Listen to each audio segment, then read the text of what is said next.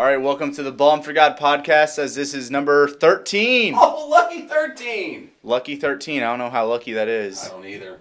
I mean, this episode, I don't know what it means. whenever we post on YouTube, my phone might explode. I don't know. It might. But, you know, it's going to be a good episode, I think. I mean, Great episode. We are bringing on 3 guests. Nikki King is what J.R. Russell would say. And guess what? We had J.R. Russell on as well. Let's go out of order for this one. We had Nikki King. I'm calling him Nick King. When I interviewed him, he told me, Nick said to call him Nick. I know J.R. Russell calls him Nicky. I'm going with Nick. And then, I mean, even his Instagram says Nicholas. Nicholas King. Like, he's got 4 different aliases over there. He does. Nick. I like Nick. And then that's what his dad calls him, Bobby. Bobby was on. We had Bobby. And then Tommy. We had Tommy Gunn, Tommy King. And then we had J.R. Russell. J.R. Russell. And then Brian. Brian's last name. What's Brian's last name? Murley? Murley! Yeah, Murley! I see it pop up on Twitter all the time. Awesome. I was setting on. We're probably going to see it mess up on the show with it too. I mean, but you know, we had 5 Goreville Blackcats. Yes, you know, did. Blackcats Network, and you know, we had our guy that's going to be rounding out the show is, you know, he's a legend. We had to go. Lee Bennett rounded the show out, and head coach of the Centralia Orphans. He's won like 1,000 games. I mean, all kidding aside, he's won over 450 games just at Centralia. 730 total. Unbelievable. Coach Bennett, really appreciate him coming on. Yes, and so that's going to be the guys on the episode this week, as it's going to be a fun episode, I think. Blackcats, it's always fun to talk to the small town guys, and then obviously it's going to be fun to talk to Lee Bennett. Murley. I'm going to make sure I had it right. Brian's awesome. Brian is awesome, the youth pastor down at Goreville First Baptist Church. Yes, praise the Lord. Amen. And now we're going to get into our Trivia Thursday. Into it. Travis, you want me to hit it? Yeah, hit the trivia, because I got to get Dad's commercial here. All right. So trivia this week it's about Lee Bennett. How many regional titles has Lee Bennett of the Centralia Orphans won at Centralia as the head boys basketball coach? Bennett, I mean, he's a legendary coach, and I mean, you can't even count on fingers how many he's won. No, you can't. You'd have to get in your toes. But, yeah, Lee Bennett, how many regionals has he won as the head coach of the Centralia Orphans? And that is the big All Stars and Stitches Trivia Thursday. Russell, what's the phone number to All Stars and Stitches? 618-435-555-5555. Hey, All Stars and Stitches, located at 418 East Main Street in Benton. They specialize in screen printing, embroidery, banners, signs, decals, promotional products, uniforms, trophies, shirts, hats, jackets, back tattoos. You give them a call. They brought back tattoos? They brought them back. 35 years, Big Dave and my mother, Penny. Dave and Penny Severin, proud owners of All Stars and Stitches, 418 East Main Street in Benton. How about that phone number one more time? 618-435-555-5555. Go ahead and show them some stuff that they've done. I mean, look at that. Look at that, guys. All Stars and Stitches. It's got Joe's Pizza and Pasta on one side, All Stars and Stitches on the other. Guys, that's unbelievable. That's the kind of stuff you can get done. Get it done. Yes, and so that really segues right into our first segment with the Goreville Blackcats of Blackcats Network with J.R. Russell and Brian Murley. J.R. Russell. Man, yeah, it's going to be a fun one, I think. I am too. It's going to be good times. We'll be back. All right. Okay, Russ. Welcome to our first segment of the show. It's we got Brian Murley and J.R. Russell here of Blackcats Network. You know, they'll travel around the Blackcats across America, I think. But just introduce your guys' selves. Tell us a little bit about you, how you guys got to start Blackcats Network. Go ahead. I'm Brian Murley. We started Blackcats Network back in 2015, which was the brainchild of Dr. Steve Webb. And so Steve wanted to start streaming. We were one of the first schools around way here. ahead of the curve. Yeah, for sure. doing that. Yeah.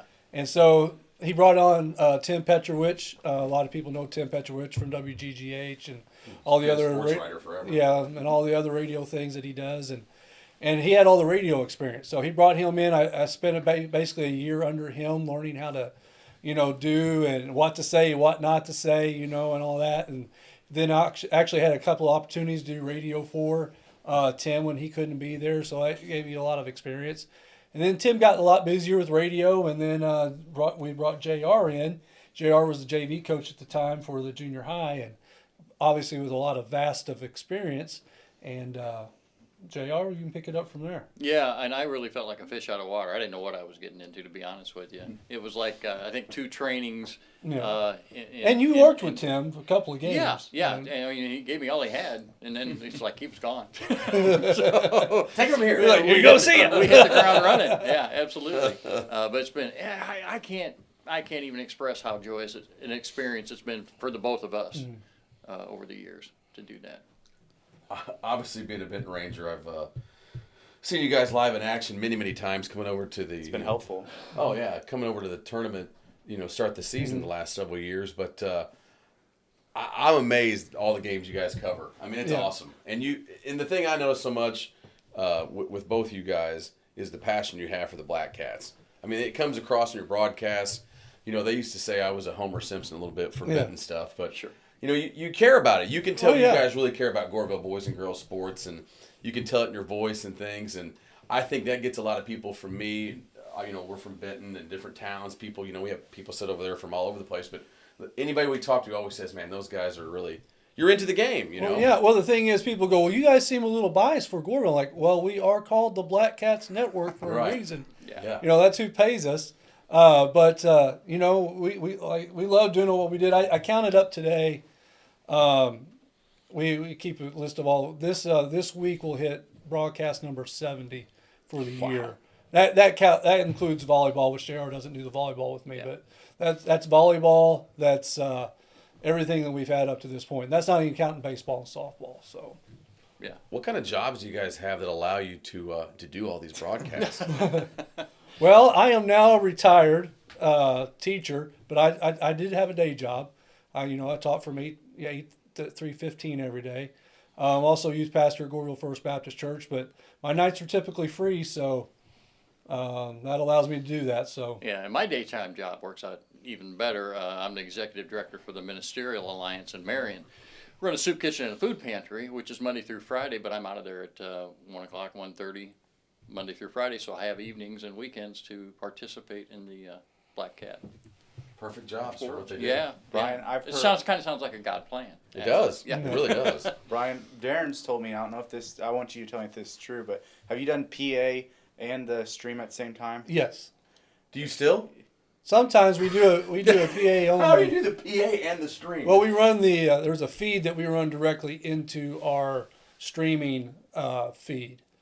So whatever I say over the PA will come through. I don't do play-by-play, obviously, but it is what we call a PA-only broadcast. That's when JR was coaching a lot, and there were some nights he couldn't be there. So we would run a direct feed from my mic into the streaming feed, and then I would do pregame, halftime, and then postgame. So Does that double the pay those games? no, no. Most people don't even realize we're doing it. So. Yeah. Yeah. Well, I love watching you guys do games. It's a lot of fun, and you talked about it. I mean, honestly, I don't. Words get thrown around too much in sports and cliches and things, but you guys were trailblazers with this. Oh, I mean, really. I mean, it was before its time. 100% of the credit to Steve Webb and his foresight to say, hey, this is something that we need to have. And I honestly believe his spirit in wanting to do that, number one, was to highlight the kids, but number two, there's so many our families are so dispersed. We got grandparents all across the United States that never get to watch little Johnny, little Susie participate in something that they really have a passion for. So to be able to provide that for aunts and uncles and cousins and friends everywhere else, and then lo and behold, COVID hits. Oh yeah. And streaming all of a sudden becomes really important to a lot of athletic organizations because the games continued. Yeah, and we were one of the few people that actually got to go to all the games during COVID because we were media, which allowed us then to bring all the games to, people like JR said, all around the world. Literally around the world. We'd get South people Korea. from South Bobby's Korea. dad used to watch from South Korea. Are you serious? Yep. Yeah. What's he doing in South Korea? He was an English teacher. English ESL.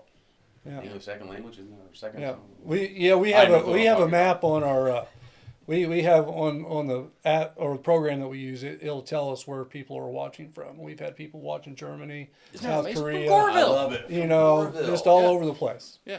We had That's people from awesome. Canada watching last week. So I was seeing on my YouTube somebody from Portuguese was watching. Yeah. I was like, Portugal. I don't Portuguese is the language. It's Well, okay. I still love you. know. Well, whenever I just hear Portuguese, just because they say Ronaldo is Portuguese, so I don't know. yeah, Close But enough. I don't know. It's just crazy how far the stretch is. But what I really like about it is that, well, say like El Dorado. I mean, I don't know if they're a competitor at all. I don't know if you guys even think about competitors. But Harrisburg Bulldog Media is so helpful. Like I'd get home from a game and I'd turn on and I'd see, oh, they're still playing over there at El Dorado. Let me turn this on because I just got back. Or for you guys during that first week of the season with the Goreville Invitational, I love it because I was over at DuQuoin a couple of times and everything, so I was able to still keep up with the tournament. I love it, being able to just click on there. It's so helpful. But let me also say it's a double-edged sword. And the double-edged sword being folks that have the ability or capability to go to the games Yeah. now have an option. Yeah. And I can say that on it, and we Yeah. preach against that. We're like, hey, Yeah. if you can be here, they can't hear you cheer from your couch. You need to be here supporting the kids. But for everybody else that can't, Yes. and can't make it out, whether you're elderly or just geographically dispersed, that's what we're here for. Yeah. We had this discussion with referees because, on the show we interview everybody under the sun. And a lot of the times they've said that because of streaming, you want these younger people, men and women, that want to become referees to see the game up close. Right. And to feel the atmosphere and to feel things. And not that you can't feel things watching the broadcast, Right. because I watch the stuff all the time, but It's different. it's different than is being different. right there. You've coached, you've been there. So you're right. It's a double-edged sword there because I see more and more people that'll just, I mean, I have friends that, Benton has Huddle now. So they'll be like, hey, I'm just going to, yeah, and for these kids that play, there's nothing better than being in a packed house. I mean, Oh, yeah. I've been inside your guys' gym for some great games, and obviously you guys have covered way more than I've seen there. That there's something to be said for being in that gym, in that environment, and it's hot in there. There's people on top of each other, and no telling what Todd Tripp will do. Well, as JR calls it, he affectionately calls our gym. The Cavern of Chaos. Cavern of Chaos. I love it. You got it. Yeah. You're in the right area for that. Yeah, Yeah. Cavern. You need to make shirts. yeah. I know a guy You need who to trademark that before it gets Yeah, gets think? out. Cavern of Chaos. Yeah.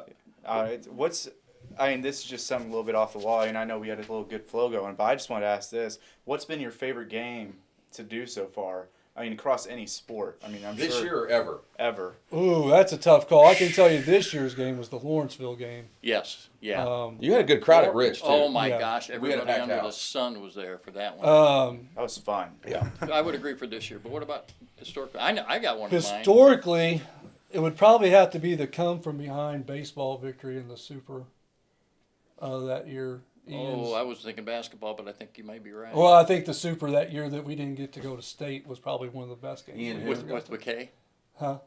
was that Woodlawn?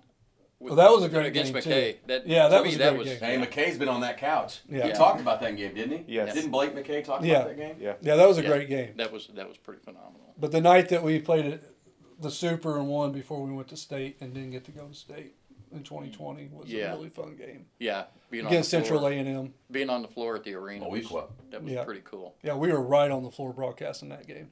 Yeah. I don't know if we were supposed to be, but we were. We did it. all right. We totally abide ask for forgiveness instead of permission. So Yeah. That's the way to do it, man. That's what I do. be bold. Be bold. That's exactly right. But yeah, I would say definitely the Woodlawn game is up there, the Central A&M game. But then the baseball game where we came back from, we were down 8 or 9 runs and came back and That won was it. pretty awesome. Yeah. So Brian, you talked about COVID a little while ago, and I actually was, Ronnie Weinmiller and I are pretty tight, and I was with Ron just a few minutes after when Todd called him Yeah. a few years ago, and he said, that's, Todd's a tough dude. yeah, I mean, Yeah. those two play for him. Yeah. You guys are around him all the time. And that's probably one of the toughest things coaching of his life. For you guys had a really good shot that year. Yeah. And talk a little bit about that experience. yeah. Well, it was the team was already up there. JR were getting ready to leave. That No, I was morning. there. He was already there. I was getting ready to drive up that morning. Was it still Champaign then, or was No, it? it was no, Peoria. it was It was at Peoria, Peoria. okay. Yeah, 'cause I that's- was at my folks' house. Yeah, Okay. he was at his mom and dad's. And I get a call, and they're like, hey, don't bother coming up. They're canceling the games. And I can just remember Todd talking about how probably one of the hardest things he ever had to tell a team. Because we were on a roll. That team was Oh yeah. that team was special. And that was a team, too, that I promise you that team was going to win baseball and state that year as well. And that softball team would have won state that year. And didn't get any of those, right? They didn't get any of that. They didn't even get to play. Who were the boys on that basketball team? I was trying That to was think of the guys with. Trent Glidewell, Landon Albright, Logan Hankins, Carter Bishop. Oh yeah, I forgot about Carter. Who was the kid that moved in? Dylan Compton, did he get there yet?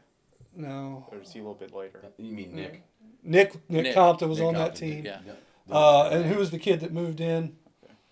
Oh yeah, that was ineligible right till the end Yeah, of the year. the D1 Scott, the guy that was going to probably go D1 baseball. Didn't play the whole year, they finally made him eligible on his transfer. Yeah. The next to the last What game was we his played. name? Wow. I can't remember. It's all right. But yeah, but I was just trying to think of all those kids. But That, yeah, Yeah. and you look at that, and almost all those kids on that team went on to play baseball on the next level. Wow. Yeah. Ton of college baseball players off that. Yeah. Here's the thing too that I think is really cool. With the Blackcat Network, you guys cover just as much with girls sports as you do guys Yeah. sports. Why not? No, I know, but sometimes Oh, I know, but a lot of schools don't have that attitude. A lot of schools don't have that attitude. Yeah. They'll cover. I mean, let's get blunt. Sometimes that's just revenue and different things, and maybe they think they're making more. I don't know, but That's I mean, not what it's about. No, it's about the kids. That's what's cool with you guys. I mean, yeah, I don't care. I've seen you guys cover games with 12 people there or 2,000 people there. You know, Well, for the kids. I actually got my Absolutely. start in 2011 doing PA for the girls softball team because my daughter was in 8th grade that year and she was going to be then playing for Shanna the next 4 years. And I was like, Shanna, I'm going to do PA for you guys because they didn't have a PA person. And baseball kind of had some kids doing it, but it wasn't real great. And so I was like, I'll do it till Hannah graduates, and then when Caleb, my son, gets in high school after Hannah graduates, then I'll move over to baseball. And so I started doing girls softball in 2011, and then started doing basketball that next year for them because nobody was doing the basketball. I would come and do the lineups, for them, but then we didn't have anybody doing what I do now. We had somebody for the guys, but we didn't have anything for the girls. I'm like, and I always, and having a daughter, I always felt, like you said, the girls always get the short end of the stick. They'll on slide that it sometimes. They do. Oh, absolutely. And that's why I love doing, we talked about, I also do women's sports at SIU. I do soccer and I do softball, but it's a little bit different venue there because, SIU softball brings in a lot of money, but, but giving them the opportunity, but girl athletes from that young age, I even go and do the lineups for the junior high girls, just the lineups, just to make them feel like that's who. It's awesome. So, but yeah, like JR said, a lot of schools. We're one of the few schools. I think us and Vienna, and I don't know if Vienna does every girls game, but Yeah. we're probably about the only two schools that actually do both. I think it means a lot to kids having a son that's just went through high school, having one that's now just got into high school. That little touch means a lot. These little small towns, we're not producing. I hope both these guys do, but Yeah. we're not producing Major League Baseball players and pro football and basketball players every day. And sometimes, kids to be able to go back and listen to a game you guys have Yeah. called or something, or show their buddies or whatever, it means a lot. They can do that 30, 40 years from now, For sure. too, which is even more awesome. Yeah. I'd kill to have videotape. Well, maybe I wouldn't. Maybe Maybe. I want to bury it and burn it. But no, to be able to show my son, Yeah. hey, this is what it was like when I played, Yeah. type thing. Yeah. I love the IHSA archives, I will say. They need to get some of your guys' videos on there. Yeah. But I love it. It's just, and then the guys that come up to you and talk to you about it. What's it like to have all those kids that, I guess, because I've seen them come back to the program and get to see them at the games. What's it like to go from covering them and then seeing them at the games still?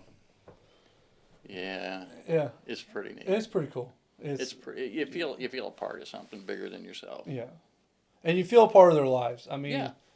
I've known Nick and Tommy ever since, they were in grade school, but, You know, when you start doing the games, you even though you're not hanging out with them every day, well, you kind of are because we've had 18 games in the last 3 weeks. Lately. But you know, you feel a connection with those guys. Yeah. And even after they leave, I mean, you know, it's like you know, they'll come up and talk, and you know, you don't have to initiate conversation, and you know, they come seek us out, which is cool. And not just with the kids, but the community. Yeah. You'd be amazed how many times I go to Walmart and they're like, I was standing at Walmart the other day and this guy just turned her head around. I was talking to somebody and they're like, I recognize that voice. Where do I know that voice? Oh, get the black cat guy. Yeah. Yeah. Oh, yeah. And certainly around Goreville, you know, our fans appreciate, I think. Yeah. Well, you guys have said this, and we've had a lot of 1A guys on this year. Obviously, because not that we're just chasing success, but let's face it. I mean, between Waltonville, Weber, Woodlawn, Goreville, What do you get, Sparta guy, Carlisle. I mean, 1A has been unbelievable for our area this year. And Russell says it all the time because, you know, I'm at mainly Benton stuff. Russell gets to go wherever he wants with his camera. Springfield yesterday. Yeah, he's in Riverton yesterday.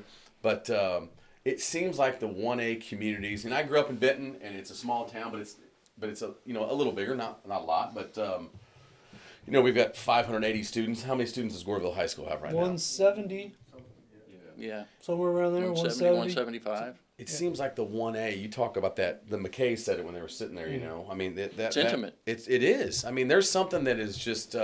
It's in the fabric of the schools. I always say it every time we go down there, you know, for that opening week to start the tournament at Goreville. It's just you could feel it. You know, I mean, you can't get that everywhere else. I'm watching Alton. I told you guys before I came here. I don't know where I'm from now, but I'm watching the game, and it's unbelievable. You know, East St. Louis ranked number 1 in the state. Yeah. I'm watching them. They're fun to watch, but it's not the same as the atmosphere. It's a little sterile. It is. It's not the same. I saw a video last week that was posted by one of our parents, and their child, who is, I'm guessing, 7, 6, where you guys had a birthday party for him? Oh, yeah. How old is he? 8? Yes. Okay, maybe 8 years old. She's having a birthday party at the gymnasium, and the entire basketball team came out to greet him with a cake. They played basketball with the kids. Sure. You know, we've got K through senior year under one roof, and our kids are so engaged top to bottom. It's not just... That's what makes you guys good. You know. Well, it's the thing. I mean, it's generational. I mean, it's... That's how you keep those a kids in culture 3rd going. and 4th grade see the success of all these teams, and that's who they want to be. Helping Jesus. You know, and they look up to these guys and girls, and they see that success, and they don't want to be the team that wasn't successful. Right. Well, Todd would never let him leave it down. It's been a while since he hasn't had a successful team. Oh, we've had incredible run. What's it been like to be a part of that the ride? Goreville run, honestly. Yeah. Started in 2011 with the baseball team. Yeah. That's when it started. What's it like? They got runner-up. What's it been like to be a part of that run? Well, having coached junior high basketball for so many years, I'd like to say it started with the fundamentals at an early age, but I'm not going to say that. He started with J.R. Russell. No. That's the key to success. But we have a good youth program that starts in first or second Start them grade. early. Everybody gets an opportunity. Everybody. There's no exclusivity there. Yeah. I ran Future Rangers all those years with Coach Weinmiller, and you guys brought teams over for years, and my record against JR is probably terrible, but I mean, we won't have to go into all that stuff. No. but I noticed it. I watched it. You know, we had those tournaments, 3rd grade, 4th grade, 5th grade, 6th grade, and you guys always brought teams over. You had girls teams that age. It's another thing people didn't have. A lot of these schools, they didn't have girls teams that age. No. There was no travel if you were a 4th grade girl at XYZ town. Yeah. And the other thing I'll attribute it to, aside from just the talent, I mean, we've been blessed with incredible talent. But the other thing is we've had incredible consistency over periods of time with the coaching, both in the junior high level and the high school level. Consistency. Yeah. Talked about it in our church service today. It's Sunday. I mean, seriously, consistency. Kids aren't having to adjust to a new philosophy, a new mentality. They know what the expectation is, and it flows. Yeah. How long's Todd been there, coach at Goreville? Oh, long enough to get a lot of What's wins. he got, like 1,000 wins by now? Yeah, pretty close. He's over 500, isn't he? Yeah. Yeah. He just over 500. He went over 500 because Ronnie went over 400 here. Right. Yeah, he's about 100 ahead of Ron. Yeah, and they, but you know, I didn't know if. But they're way behind Coach Hossman. No, Coach Osmond's got a ton. Big Got a Joe. couple. 800 and something, I think is what Todd Well, told me. Like but look at 850. Sean. How many wins does Sean probably have? Over 400. I mean, so Sean Tripp, Todd's brother. I mean, drafted by the Mets. I mean, he was, tremendous. And you talk about if people don't know. I mean, Todd's as intense as they get. I wouldn't fight Sean for $1 trillion. Oh gosh. No. Sean's tougher than Todd. I said it right here. Said it right here on the. People But, need to get on the diamond and see the Blackcats baseball, and I know. I've seen my Yeah. son play against him. Yeah. So then, but Sean's got a son with him now, doesn't he? Dayton. Yeah. So Dayton's there. And Yeah. Dayton is Todd's assistant and also Sean's assistant. Right. Yeah. That's good though. Keep that. And there's a Community, guy. that And there's a guy culture, that got that- drafted by the Braves. There you so go. Yeah. Played at Lipscomb after he got done at Rim Lake. So Well, we've got the Kings here waiting Yeah. in the wings. Let's Sure. talk a little bit about this year's team, guys. What are your thoughts on the Blackcats? We won't put any pressure on the dynamic duo of the King boys over there, but I mean, talk a little bit about this year's team.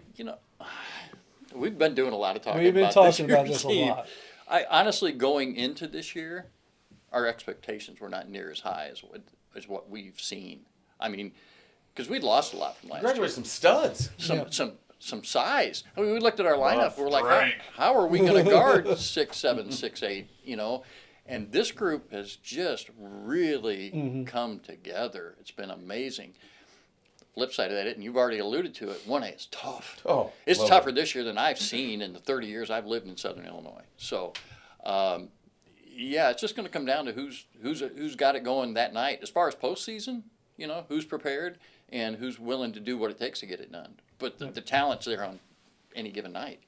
And I think for us this year, it's been the boys' commitment to playing defense first. Defense. Yeah. Yeah, it starts there. We came out last night, and let me tell you, that team that we played last night, our boys shocked them. I mean, Yeah, you could see it in their faces, you their could body see language. because the Casey defense they came Westfield. out and played last You night. ran them out of the gym. They Yeah, wilted. well, we held them to no field goals in the second quarter. Yeah. Wow. Yeah. Is the confidence at another level after beating Lawrenceville? I mean, you knock off the number Yeah. one ranked team in 1A. I think so. It And feels that way. Yeah. I mean, I can't speak for the kids. Sure. Right, but we had that week where we lost 2 back-to-back. We lost to Woodlawn and Weber, one at home, one on the road. And, and Are you guys banned from Woodlawn's gym after I listened to the broadcast? No, we might should, be. We should be, but We you know probably what? should be. We earned it. I've never heard Brian get mad. JR, I've heard it in your voice a little bit. Oh, yeah. Brian was getting ticked. I was not happy. Yeah. Yeah. It was bad. But I think after that, I mean, we were playing well. Our 3 losses have come to Carterville, Yeah. Woodlawn, and Weber, and teams. Yeah, 3 teams that have three about teams 8 that are all losses. state ranked. Yeah, exactly. So but I think their commitment to playing defense, taking the charges, and the Doing fact the that they dirty all work. can shoot, doesn't hurt. Well, that's the thing. I mean, you said it, but I've watched. I'll go back and watch a lot of your guys' games later. You have a multitude of kids that can make a jump shot. Mm-hmm. Not everybody can say that. No. I mean, some schools, hey, we're trying to hide 1 or 2 guys here. Yeah. You're not trying to hide anybody. This is our role player. yeah. Hey, yeah, sorry. Yeah. Yeah, exactly. Great The- personality. The other thing I'll attribute to this team is their egos are completely on a shelf. This is 100% team effort. Team first. And yeah. it doesn't matter who's on the floor, and it doesn't matter who scores. Yeah. They don't care. And we have a couple of people that'd rather get an assist than to score the bucket. So Yeah. That's a big deal. Yeah. Russ, what do you want to talk to him about here? I just want to say I was part of that too. I didn't know how Goreville would be, and then they come out, beat Benton. They Not talk about it. Well, we can talk about that a little well, more. that's the first time that we beat Benton. Well, I know it's been a while. How many Yeah. years has it been since? 3 or 4. yeah. It's But been then several it years. had been like another 4 or 5 before that. So it's like, yeah. We don't beat Benton very often. Yeah, and then you guys beat Benton. You start out hot. I mean, like, Already the said team's just been very fun to watch. I'd say Nick's always fun to watch. Tommy's been, The enforcer. yes, Yeah. he gets those jumpers too going. And Yeah, then, that's why they people leave Tommy alone. Tommy can knock down to 15 to 18-foot jump shot. I remember It's his against job, Benton, so. didn't you score the first 12 or so, or Yeah, like let's talk 12 about or other 16? games. Yeah. Remember, this isn't live. We can edit anything. Some plants just continue to grow Actually- and flourish. Yes, flourish. Actually, he was the Clemens Insurance Player of the game against Benton. That's Oh, right. here we go. He's That's the Clemens right. Insurance Player of the game. No, you guys played well. And don't you think, honestly, and I've not asked Todd this, you might have asked him this, but I think that helped this team kind of shed the... Right. There's no Oh, it was a Cole jump start. Tripp here anymore. There's no... Is it Connor Craig? Yeah. Connor Craig. There's no Connor Craig. There's no Drake Buffington. Yeah. And it was these guys' team. And hey, we beat Benton. That's a good Yeah. 2A school that's had our number for years. And why can't we go out and It was beat a great jump whoever? start. Yeah. You know, great Great start jump to the start. season, Yes. yeah. How fun is it? I mean, Todd Tripp. We could do just a show Yeah. on Todd. I mean, you never know what he's going to do, but his intensity is unparalleled. Maybe to when Ron was jumping on the floor last year. Yeah. And those two, you know, obviously were in each other's weddings. Great Yeah. friends. They don't like to lose to each other, but No, they don't. Todd is. I mean, does he do things you guys still haven't seen before?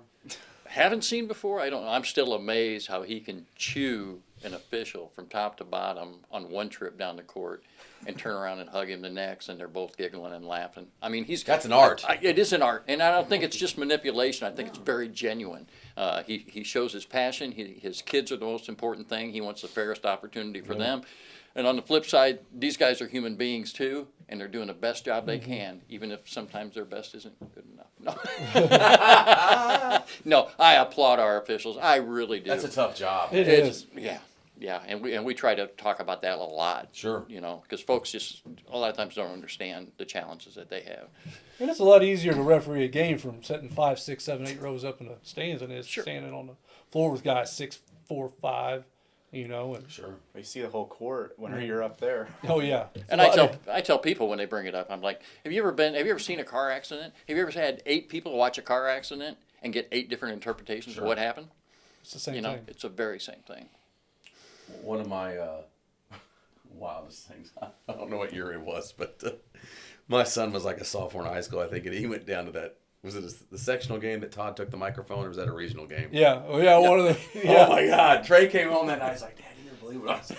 Yeah. He grabbed that thing right out of my hand. I'm like, what's He going just on? took the mic and said, "That was awesome." Who was that game against? I don't even remember. I don't remember. But man, he. That was wild. I mean, literally got. Who was it, Meridian? Yeah, it was against. You guys have had some unbelievable games with Meridian over Yeah. the years. Oh yeah. Were you happy when Roderick Gatewood graduated? Yes.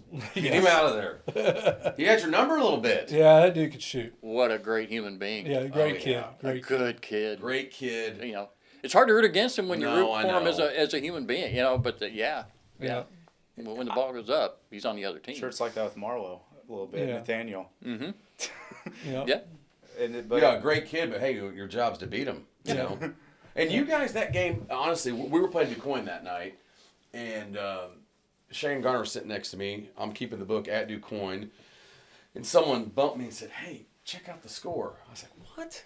Because Weber was winning. It was in the first quarter, and I just assumed they said Marlowe was having a good game. I just assumed it was. It Yeah, was wrong not. one. It was the wrong one. Yeah, It was the other one. It was the younger brother, you know, and he and I know Nathaniel ended up having a Yeah. good game, but you know, you've said a bunch today. We've been saying it for a couple months, and I'm sure you guys have too on your broadcast. 1A is going to be exciting. You know, this is our last week. When this show comes out, the regular season will end the next night. The shows come out on Thursdays, so you know, Friday night will be the last game. No, we got another week left, don't we?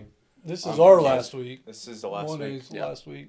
This is 2A. Yeah, everybody's last week. Yeah, Saturday starts the We play quarterfinals. Pinckneyville. No, I'm just kidding. Love you, Pinckneyville. We play Pinckneyville Friday night. Who do you guys finish with? We have tomorrow. We got Johnson City at home. Tuesday we go back to Massac to finish out the Superman Classic. Yeah. Take on- Against? take Murray. out the Murray Tigers. You're talking about some size. 6'8", 6'7". You play them on a Tuesday night. 200 pounds. Yeah. Last week of the regular It's season. supposed to be the Midwinter Wednesday, Championship. Wednesday yeah. we have boys have off. Thursday night, the boys have Trico at home. That senior night, we moved it up a night, hoping the girls win Monday, so they'll be in the regional championship Friday. And then Saturday we go play Vienna At Vienna. at Vienna. Yeah. So we still got 4 games Boys, left. yeah, You got 4 games this week. yep. That's gonna be heavy. Holy Moses. Yeah, where a lot of schools are playing 1, maybe 2. Yeah, we got 4. Weber's got 3. It's crazy. Yeah, I would hate to have. and to, then regional starts Monday. Snowmageddon just really messed things up bad. They screwed Yes. us up bad, man. Yeah. Whenever I saw that it was postponed to the 17th, I was like, oh man. I was like, because I wanted to go down there for the championship. That's Yeah. just so far out. Do you think it'll feel like a championship game still? I don't know what I the don't know. That's what I've been It's wondering. going to be a How weird good are vibe. they? I think it'll be weird. They're Are they- pretty. Because I don't know yeah. how well Murray travels. I mean, Murray's only an hour and a half Yeah. away, not super far away. I know But on a we'll Tuesday travel night- well. We'll travel well. You guys travel well anywhere. But They travel well to Chicago, I think. yeah, but it's Yeah. just like We travel real well to Champaign. yeah, Yeah. to Peoria. Yeah, we always travel good when we're up there. But yeah, it'll be weird. I think it'll be weird. It's close Yeah. the regular season out with Vienna. Yeah. Yeah. What's- Johnson County SmackDown. What's the rivalry like? I mean, what really? Ryan's from Vienna. I know, but He's from Vienna. what's that rivalry mean to you guys? You as know Rachel broadcasters, and Yeah. especially you being from Vienna? What's it mean to be able to call? a Well, game see, like what's that? weird is when I was in high school, it wasn't like it is or has been in the 2000s. It's not. It wasn't. Yeah, we played we played Goreville, but it's just like, and you wanted to beat Goreville, but once it was over, I mean, these are the guys you grew up playing ball with, so it's just like, whatever. But there for a while, man, it was pretty intense. it got intense. And didn't they play football together? They did. Yeah. Right, Goreville? Yeah, what Yeah. made the Co-op football. We playoffs? still together. co-op wrestling. Yeah, Really? co-op. Now? Yeah, I didn't know that. yeah. Soccer. We co-op soccer. Co-op soccer. You guys have soccer? Yeah. We don't broadcast soccer You're not in the know. It nor looks football, Basketball, football, baseball, I'm pretty good. but yeah. No offense to golf, JR. Okay? It's okay. Yeah. But Not that gonna but bring that up rivalry. discussion. I mean, that place will be packed just because it's Yeah. Vienna Goreville. Where's that game at? It's at Vienna this time, and We watched them a couple weeks ago at yeah. the Sharon. like. Yeah. They got a couple good players. Yeah. They do. Cruiser kid's a real nice Yeah. player. He'll be playing with Nick next or this summer on What- the SI Select team. SI Select, yeah. Swinford. Yeah. Yeah. So Yeah, but before you guys get going, just we really want to appreciate you coming on, and got the Kings coming on next. that's right. But I don't know, it's starting to get ramped up here. I mean, it's been the last probably 2 weeks. It's been really, really fun for me. A lot of good basketball I've got seen, and most of it's been 1A. I just wanted to say this too. I appreciate this, and I joke around a lot and stuff, but Brian's a youth pastor. JR's in charge of the Ministerial Alliance. It is Ballin4God, the program he started, the platform he started, and talk a little bit about that before you get out of here. How important that is just with your life and sports in general. Oh yeah. So yeah, I've been youth pastor now since a long time, and it's one of my passions. I grew up being involved with music ministries all through my life. Are you a singer? Yeah. Let's get him singing. No. And so involved with music ministry and stuff, and then I got through college, and then God kind of led me to this youth pastor gig, and I've been at Goreville First since '94. I'm old, and It's like Stephen Curtis Chapman over yeah, there. like Stephen Curtis Chapman. Kind of. But- ish. Ish. But be able to combine, and I've been involved with FCA and all that as well. Through the years when we were playing music out, we did a lot of camps and stuff. Worked with Roger Lipe and things, but just seeing the importance of intertwining your faith with the athletics and showing the love of Christ on and off the court is so important. That's one of the things I try to still in my kids on Sunday nights is the fact that the person that you are tonight or this morning at church should be the same person that steps on that court or on that ball field tomorrow. Did you talk to my wife before you came here? No, I did not. She has this talk with me before every game. I know, but being that representative of Christ, it doesn't mean you cannot compete hard. I grew up playing sports. I pitched in college, and you can go out and compete and be that dog, and give it all you got. Right. But you know what? But the way that you treat the people, the time you're on that field or the time that you're off that field and going through that line and all that stuff, it matters. It does. And people see that. And people, and the thing about these high school kids, they got to realize that these young kids and the first, second, third, junior high kids, they look up to them. Yes. And they are role models, whether they want to be Eyes are role on 'em. models or not. And if we say that we're walking with Christ and we say that we are a follower of Christ, then our daily lives should show that. And how we treat those young kids, how we treat our teammates, how we treat our teachers, and just everybody that we come in contact with. Well put. Yeah. Doc? My message, I guess, is a little bit different, and I was thinking about this after you texted me about coming up here today. That we got to pay attention. You know, I mean, I was raised in a Presbyterian church. My folks were sang in the choir. Mom was choir director. They were both elders. You know, in participation. I had a good foundation, you might say. My 20s were horrendous. My 20s, I mean, it was an experience that I won't share with anybody, to be honest with you. Lord only knows. That is between me and God. But there was a foundation and a root there that enabled me to fall back on. And then I was able to establish a family. I had kids. The probability that I would end up sitting in this chair today, 40 years ago, are broader than a lottery ticket. But it was just the fact that I was willing to keep my ears open and listen to a calling and listen to opportunity. And we've got to do that. Yeah. We've got to do that. Even the fact that I'm involved with Goreville. I mean, I live at Lake of Egypt, and I am a quarter mile in Williamson County. Yeah. When it came time to send my kids to school, I wasn't familiar. You know, Sure. I saw the Goreville school bus went by. That's where I registered my kids, and that's where they got started. Well, 2 years later, they said, we need to start looking at who's in district, who isn't. We weren't, but at that time, my wife and I were having problems. We ended up splitting up. She moved to Goreville so the kids could still continue to go to school there. And again, that was a bad situation, turned into a great thing. And I was so blessed that my kids were able to go their entire years through there. That got me involved in coaching when my son was in 4th grade, which extended long past that, which got me involved in now broadcasting, and it's given me an opportunity, and my other job, my daytime job, which allows me the flexibility working for the Ministerial Alliance to be available in the evenings. And that was just happenstance how I stumbled into that. But again, we've got to keep our ears open to the opportunities that are laid before us. And sometimes, when I grew up, I thought prayer was a wish list. I'm going to pray for it and it's going to happen type thing. And maybe it's just because I'm old and I'm reflecting differently, but pray and shut up and listen. That's good. And wait, you know. And JR 12:7 right there. Yeah, because they do get answered, and the blessings that I've been, and it's not been without sacrifice, personal sacrifice, no question about that. But the blessings that I've had, all the kids I've been able to coach for 20 years in junior high basketball, all through high school and junior high golf, the broadcasting and the outreach, as well as my other daytime job, to be able to share all that and walk that and feel it every single day in everything that I touch. I wanted a career when I was 20.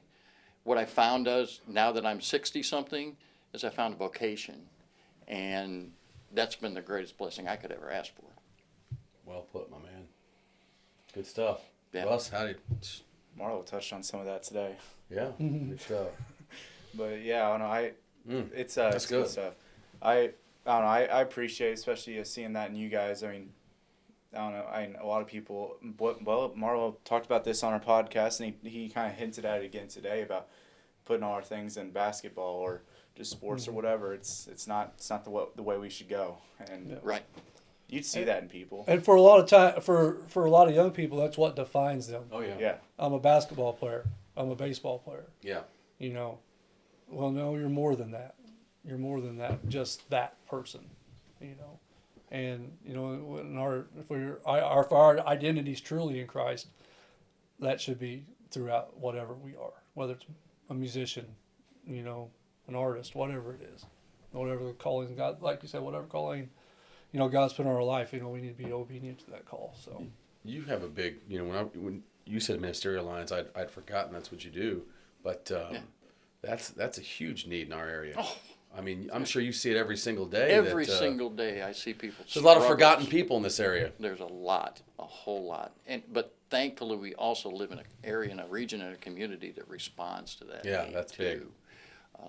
But yeah, there's a lot of folks just need a helping hand. Yeah. Have you ever needed a helping hand? Many times, yes. You know, and to know that there's somebody there to give it. Yeah. Says a lot. It gives me personally, if I can be selfish, a great opportunity to, on a daily basis, exercise that, giving and helping. Good stuff, Russ. Finish it out, buddy.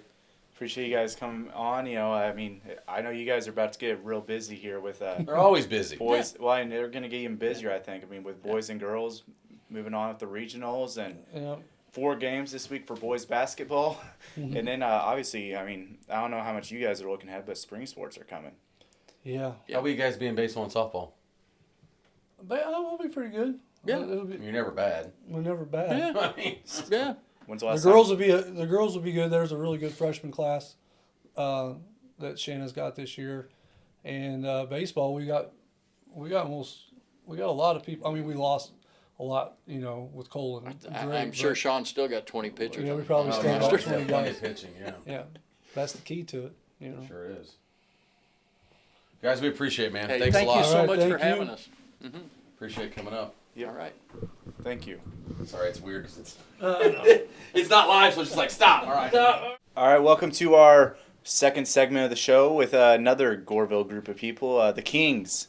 It's not from King City, but they are Nick King, Tommy King, and Bobby King. Just introduce your guys' selves. We talked with Bobby. He said he's originally from Peoria, moved down to Goreville. But tell us a little bit about yourselves. Oh, yeah, like I said, born in Peoria, moved down here when I was 4. I've been a Blackcat ever since. Just can't seem to get away from Goreville. They love you. Yes, they do. Well known around there. Everybody knows us. Work at Chemstream. Drive a box truck, delivering chemicals to water plants, sewer plants, coal mines. We also offer, race fuel and stuff like that. So, You come up this way. yes, all the time. It's awesome. So that's the eldest of the Kings moving down the line here. Been playing sports my whole life. I just always loved playing it, especially in Goreville. We got all my friends there, playing with them my whole life. I think that's what really helps us out with how good we are. Just all of us being there, we just got this connection just for all the sports. Yeah. That's Tommy King. Yes. It's Tommy. You didn't say who you were, but I'm letting everybody Yeah, know. I'm Now, Tommy King. on the show, it'll have your name underneath you, but you're Tommy. Yes. All right, now I'm going to make you say it. Because in Benton, I got to know. When Marlo was on here, I said, is it Nathaniel or is it Nathan? Is it Nicky or is it Nick? What do we call you? Nick. Nick. I go. But I hear Nicky. Everybody. What? Help me out here, Dad, brother. What? Why? JR always calls him Nicky King. Where'd that come from? My actual name's Thomas, but everyone really calls me Tommy. You go by Tommy? I mean, That's what people call me. But my actual name's Thomas. your buddies call you Tommy? Yeah. all the Dad call you time. Tommy? Yeah. Okay. What's Dad call you? Nick. Yeah. Nick. No, we never start calling him Nick. No, I go by Nick. Okay. But, I'm Nick King. I'm junior from Goreville and just been back and forth from Marion actually too. Started from Goreville, went to Marion for a little bit until out 2nd grade and moved back to Goreville and just been there since pretty much. It's a fun place. Just love the environment there. It's great. Oh, great environment for sure. I mean, we obviously were just talking to the Blackcat Network guys, but Russell's done a lot of games down there. Russ, you love going to Goreville. Oh, yeah, I love going to the beginning of season tournament. I mean, it's just fun. I mean, this past year you guys got to beat Benton by All right, we've bit- said it 5 times. I mean, how many times are we going to say it, Russ? We all love beating Benton. Thanks a lot, Tommy. You're welcome. Thomas. But you guys got the GIT championship and Who they everything. Benton. Yeah, you've been. That's great. I'm just gonna keep saying it. Might bring I it know, up yeah, more yeah, times. Just knock your microphone off in a minute. And then, but I mean, it's just fun to go out down there. I mean, and then I don't know. I got Best hospitality room ever. yes, it's probably up there. I mean, Darren likes to say Christopher's really good. I've tried both. I really haven't got to the point where I can make a decision like that yet. I can't think of the lady's name, but they do an unbelievable job in the Goreville. Darren said that they're At both the- up there. Hospitality room at the tournament. That Actually, lady's- my mom was the one that did most of the cooking for us. Really? Yep. The food's awesome. Darren said Every it's- night's a theme night. Jennifer It's- Francis did help set it There up. we go. Yes. He said it's a four crock pot rating is what he says. Yeah, Darren. 4. 4 out of 5. He says How Christopher's do you the get a best. 5, man? Christopher. That's what We he have to go to the turkey tournament next year, man. He says it's a I'll 5. be there. Man, we're have to all check it out. But yeah, I don't know. I love going down to Goreville. It's fun. I mean, I wish I was. You guys probably wish I wasn't there. I mean, Darren was there, but for the Weber game, I wish I was there. That was pretty fun to. Yeah, rub one in on these guys a little bit, you know? You were there for what game? I wasn't there. I was. Oh, you weren't there. I was wishing I was. I've They got lost like, what, you've lost 2 games, 3 games? Three. Three now. 3. I don't know. Yeah, that was a funky weekend there. You guys were like 20-1. The next thing it was like, 20-3. Yeah. but you played great competition that weekend too. Yeah, two of the You know, top 1A schools. And Yeah, you had Weber and Woodlawn same weekend. what was it like to get to play against Lawrenceville, though? I mean, coming in, they were the number 1 team in the state, and then you turn around after taking 2 losses like that. What was it like to turn around and then go play the number 1 team in the state? You know, I was excited actually. Even though we lost, I was bummed from that, but it was exciting to go play the number 1 team and prove that we can compete with anyone. And we showed that we could beat them and did the right things. Did the couple losses help you guys? I mean, I know that sounds weird sometimes, but I've been around sports forever. You never want to lose, but the coaches will say you can learn from things. And you lose a couple in a row, and some people are thinking, oh boy, they lost 2 in a row. Now they got to play Lawrenceville. Something must have flipped, something changed between those 2 losses to that Lawrenceville game. I mean, yeah, we just same mistakes that Coach Trips talked about, those little mistakes that we need to do, like especially boxing out. I mean, those guys were 6'5", 6'6". You guys rebounded phenomenally in the second half. Yeah, that's what kept us in the game, and he preaches on that a He got lot. on to us in the He's locker got room a about that shirt, one. actually, that says Yeah. box out, a whole shirt. Got on to you? He got on to everyone actually in the locker room for not boxing out. From which game? The Lawrenceville game first half, and then It when worked we because the were- second half you guys were a different team. Yeah. Well, going into halftime, I remember you guys were up by 1, but I was like, man, if they can't rebound the second half, I don't know if they're going to be able to pull it off. And then you guys come out in the second half, and that's exactly what you guys did is rebound. And I was like, man, they flipped a switch, it felt like. What's it like to get to play for Coach Tripp to really, I don't know, I guess get that out of you guys to flip that switch? His intensity is just there every night mostly, and it just gets us fired up. Just for us to be there and get to play, it's just so fun to play as he's coaching us. I'd be scared to mess up for Todd Tripp. It is really scary sometimes. He said it before. Yeah. He's like, he tells us, why do I have to yell to get you guys going? Yeah. It's part of it sometimes. So, let me ask you this. When they were growing up, did you know they'd be basketball players? Yeah. Yeah, they started out young. I mean, they started out in Upward playing for a little while, and then of course we had that JCYL. They probably started 3rd, 4th grade, if not younger. And then they got into junior high. It was actually JR was the coach. Yeah. Mesmer was the junior high varsity coach. But yeah, just seeing their athletic ability, what they could do, they surpassed me. Did you decent. know early that these two were going to have a chance to be really good basketball players? Oh, yeah. Yeah, especially keeping them paired up because we always brought Nick up with him. So whatever Tommy did, we'd step Nick up with it too. So It helps you. yeah. And it's just great seeing them play together. I think there was 1 year where they were separated. They didn't get to play together. And 8th grade and freshman year. yeah, there we go, yeah. And it sucked. It did. And then We were in 2 different places at each Yep. time. and so yeah. Oh, I get it. Mine He are played 4 years favoritism. apart. He played favoritism. Who did he go to? Who did you go to? What do you think?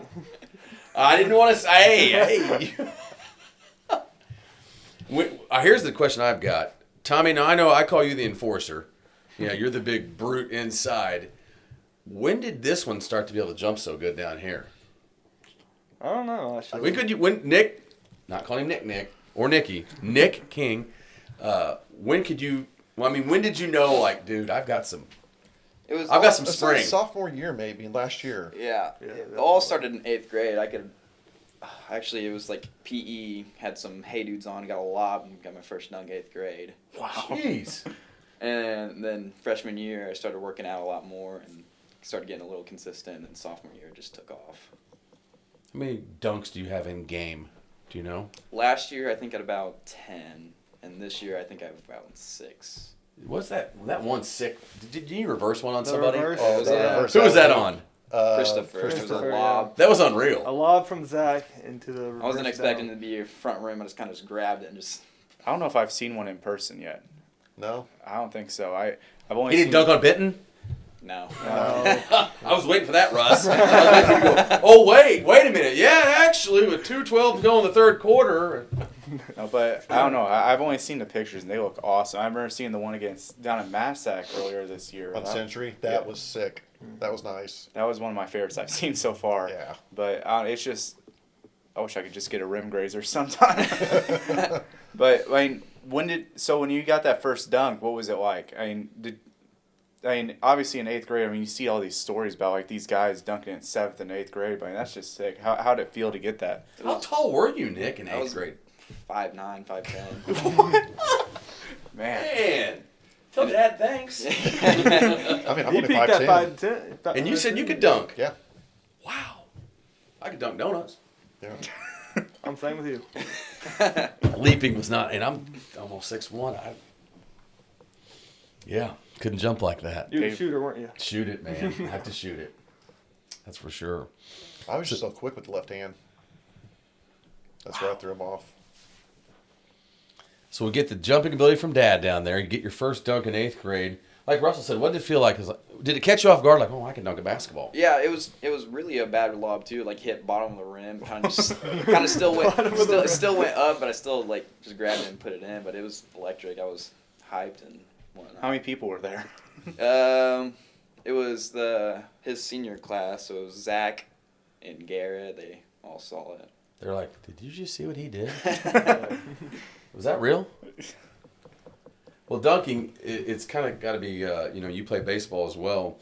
I used to always ask my son, would you rather hit a home run or strike someone out? And he always said, I like to strike someone out because you feel like you're on the mound. You just kind of, I don't know, you're in front of everybody. You kind of owned them a little bit.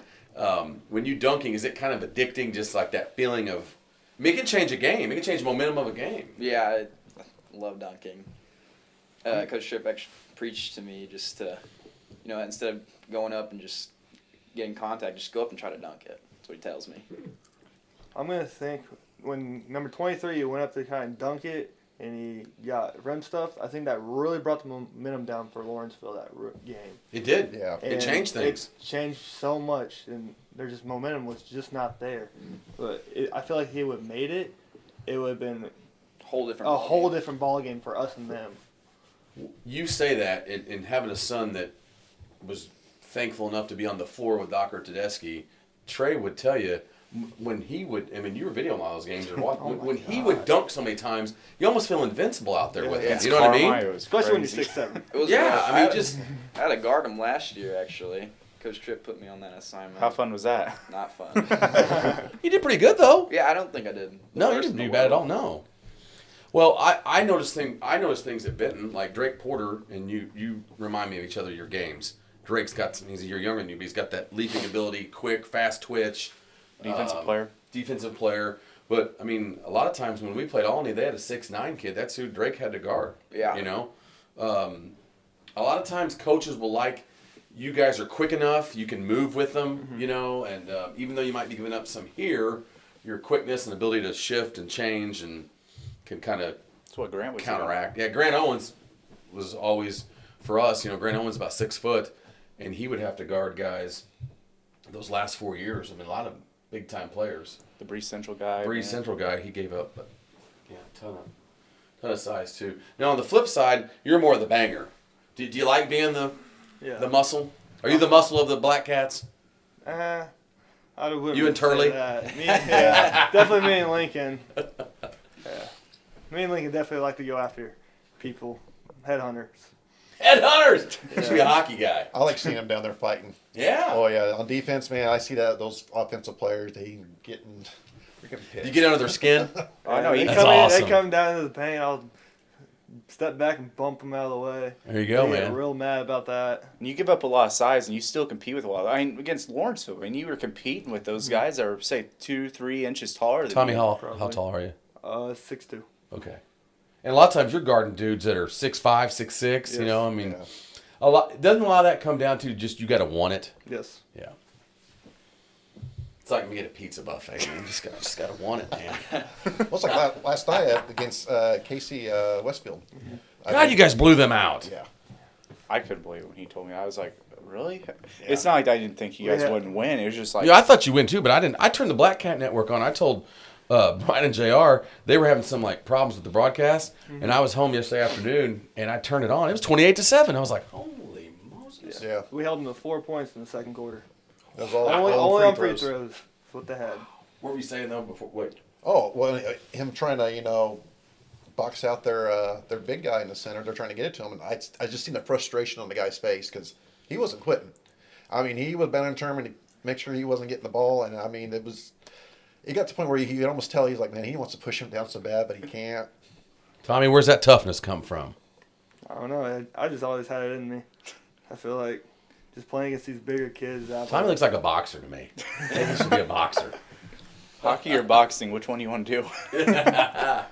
Box out or boxing. I can do both. Nick, do you like having your big brother on the team? It's great. He's always got my back. That's good to have because I'm sure, I mean, little bro's a marked man. Yes. Every town's coming for him. Yes. You know that. So we let Nick run the mouth, right? No, I'm You joking. get the trash talk and he backs it up? I don't trash. No, I know that. I trash talk. Yeah. Yeah, that's it. I trash talk. Yes. That's hilarious. Tommy does it all for the enforcing. It's part of it. Number It's part of the 30. routine. Number 32 on Casey was talking to me, and he said something, and then the last play I got to play, I hit a little post fade on him, and he got a little mad about that one. Your mid-range score. I mean, not a lot of people really realize that. I mean, this is just something I picked up on in the games I've got to video of you guys. I mean, Are you going to say he had a good game against Benton? Yeah, he did. Yeah. I had an amazing game against You him. did? I don't know what you're Is that talking the game about. of your life? Probably, yeah. Yeah, great. That one and Lawrenceville. Okay, good. Lawrenceville. Yeah. Yeah, but Ben's still number one. Yeah, that's Then right. Lawrenceville. But I mean, a lot of people think of you guys. I mean, you got Nick, you got Zach, you got Lawson, and you got those couple of freshmen, and then Garrett, obviously. But a lot of people, I think, in my opinion, and this is no diss on you or anything, but I think a lot of people forget about you. Mm-hmm. And then they pass it to you for a mid-range shot, and you hit it. And It opens up things. Yeah, and score 4-6 points in a row. I remember that against somebody that Travis doesn't want me to say. Benton. Yeah, and it's just, I think that just adds a completely different element of the game. What's it like to be a part of a team like that where you have Zach? I mean, Zach leads in scoring some nights, you lead in scoring some nights. What's it like to have so many different options? They on the have team? weapons, man. Yes. You guys do. I mean, when I get that rebound offensive, I have so many shooters I can just kick it out to, and I trust them I trust the ability that they're gonna make it, and it's just so fun to see that. Just the intensity just goes up after a made basket, and it's just so fun to be around them and on the floor. What'd you learn from the guys you played with? I know some of those guys pretty well, but Cole Tripp was a winner, man. I mean, Cole Tripp was a winner whenever he was playing. I mean, Drake Buffington, big buff. I mean, just a stud.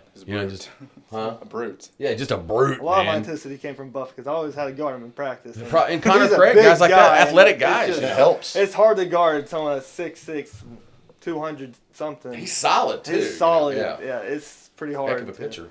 He was a really good pitcher. He's doing great. I heard. Yeah. Yeah, he's throwing like 90s, he was telling Yeah. me. He keeps asking, when are you going to have me on, man? When are you going to have me on? Hey, whenever he wants to, get him I know, on. what? Get him on. Let's Get him bug on. Buff right now. Say we're on here right now. Yeah, no, he'd be like, I can't believe, Sam, why do you get me on there? But, with your team this year, you guys, and this is no slight on you guys, because, I mean, I've heard your name for a couple years coming up. People wondered how, I mean, I know no one thought you were going to be bad. No, I don't mean Goreville's that. But, never bad. no, but, I mean, people wondered, was this team going to be able to, and my gosh, you guys have just kept right on going. And, when did you know, hey, this is our team, those guys are gone, they've kind of laid the groundwork, but this is us now. I think it was after we beat Benton. Thank you. No, honestly, junior high, Tommy's 8th grade year, Nick's 7th grade year, we went to state and actually played Nashville for the state championship and lost to them. I knew then, watching them play that whole year, I was like, this team in high school is going to be something to watch. Just wait. And sure enough, right now we're contending.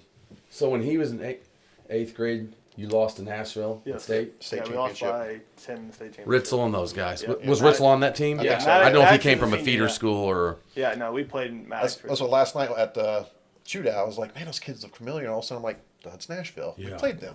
Loaded. That means Nashville. This is crazy what I'm going to tell you guys. So 4 years ago, that means they won state in junior high. Yes.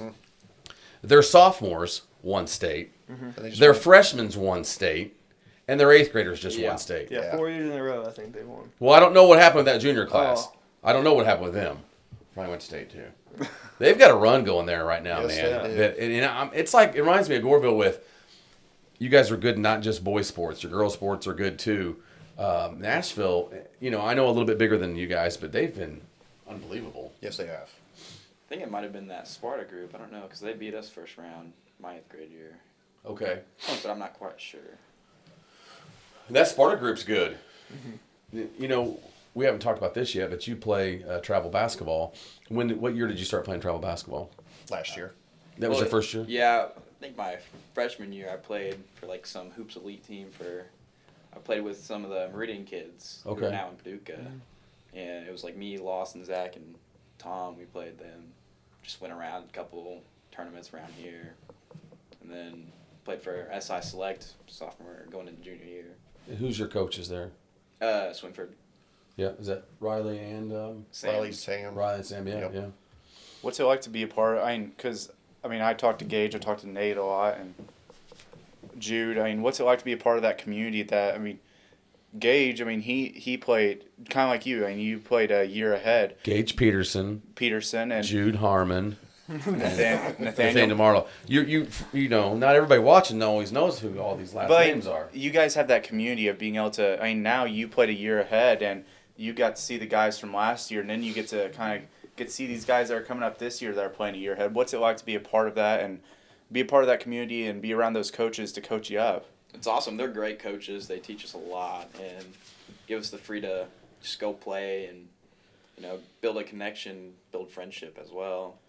And having those other guys from Kentucky and a Tennessee kid, having them play, it was just awesome. They're great, great kids. It was just amazing to play with people around here. We talked about this earlier too. I think it's cool, all those guys getting to play together, and it builds a bond. That I know we've talked to Marlo several times, and he talks about Jude Harmon, and talks about all these different guys he's got to play with, and there's a brotherhood there that you'll have for when you're old like me. Oh yeah, seeing them all together last year over the summer, the bond that they made was just incredible. And now coming around, I'll tell a lot of them. I'll go up to them and be like, "So for 32 minutes, we're mortal enemies, but after this, we can be friends again." You touched on something actually, Tommy, earlier. The brotherhood, the community. When we had, JR always talks about it. With Goreville, and I grew up here in Benton. It's always been the same way. I think these towns that are good in sports, when they start them young, these kids they grow up winning, losing, everything together though, and I think that's the reason why you see the success you guys are having. Is there's a brotherhood. You've been not just your brother, but you've been playing with these kids since you were little. Yeah. And that goes a long way. Some of these schools, you guys probably never heard this story, but when we played Chicago Phillips in the state championship 2 years ago, I'm keeping the book, and the lady comes there and she sits next to me. It's at Champaign, it's this huge arena. State Farm. There's, place seats 15, 20,000, whatever seats. And real nice lady. She said, I date the guy that one of the assistant coaches for Phillips. And we got talking, and here I knew every kid for Benton. I could tell you who their mom and dad were. I could tell you where their parents worked at, and she's like, yeah, 8 of these kids didn't go to school here last year. It's just a different world. Yeah. Nothing against it. I'm not, but it's just, and I watched Phillips the next year, and it was a bunch of different kids. Yeah. It's just, that's 300 miles north of here, and that's just a different landscape, man. So. Here it's a big deal if Nick King, if he transferred and went to wherever, it'd be a huge deal there. They might have 10 kids transfer in and out, they're transferring in and out like I change my underwear. Right. Weekly. Oh boy. No, but don't you think growing up with these guys, it just makes it better? Yeah, I definitely agree. It's just more of a connection. It's just we've been doing this since we were little. When this guy's going to zig, this guy's going to zag. This guy's got your back. You know what I'm saying? More than just throwing a bunch of dudes together that are athletic. And some of the passes that they just pulled and just the way they move the ball and know where each other's going to be, it just it amazes me. What about Zach? Sometimes, oh my, I feel like you guys, whenever I watch you guys, it's just like well, what crazy am I gonna see tonight? Right, exactly. Yeah. And it still goes in, or something. It's just so fun to watch. I mean, I remember watching you guys against Lawrenceville. Zach was just dribbling out top. It was like 5 seconds left on the shot clock, and then I guess he finally noticed there's no time left, and he just shot up there and made it. It was probably, I don't know, made 22, 23 feet. Oh yeah, it was way back was- in there. Yeah, I was just. It'd be A3. Yeah. I was Farther, like, I think it wow. was a little farther out than NBA 3. It was crazy though. I mean, like it's just so fun to watch it. And I don't think if you guys don't play well together, I don't think you can get crazy things, crazy passes, stuff like that. If you didn't grow up together, well, I mean you can, but it's just not the same in my opinion. Well, it's like I'll watch Nick throw a pass into Tommy down low, in between 3 or 4 defenders, and I'm like, how did he even see that? Yeah. Sixth sense. Yeah. Got the brother connection. And it's something. Then he'll cut, and then I'll try and get it to him. Well, we talk about this with guys all the time. When this video comes out, when all this comes out, you'll have 2 games left because you play Saturday too. But the season's winding down. I mean, next week, not this next week, but 2 weeks from now, it's regional time. What was kind of on the board to start the year for the Blackcats? I mean, everybody has goals. Have you checked any of those goals off so far? I mean, you won your tournament.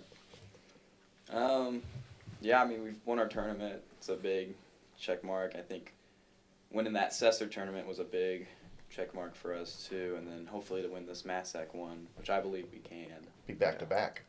Yeah. Wow. It'll be, Back-to-back last Superman year was our Classic, first time yeah. winning Superman Classic. Superman. And then it'll be actually, if we win the Superman this year, it'll be the first time we win the Cessor and Superman. Huh.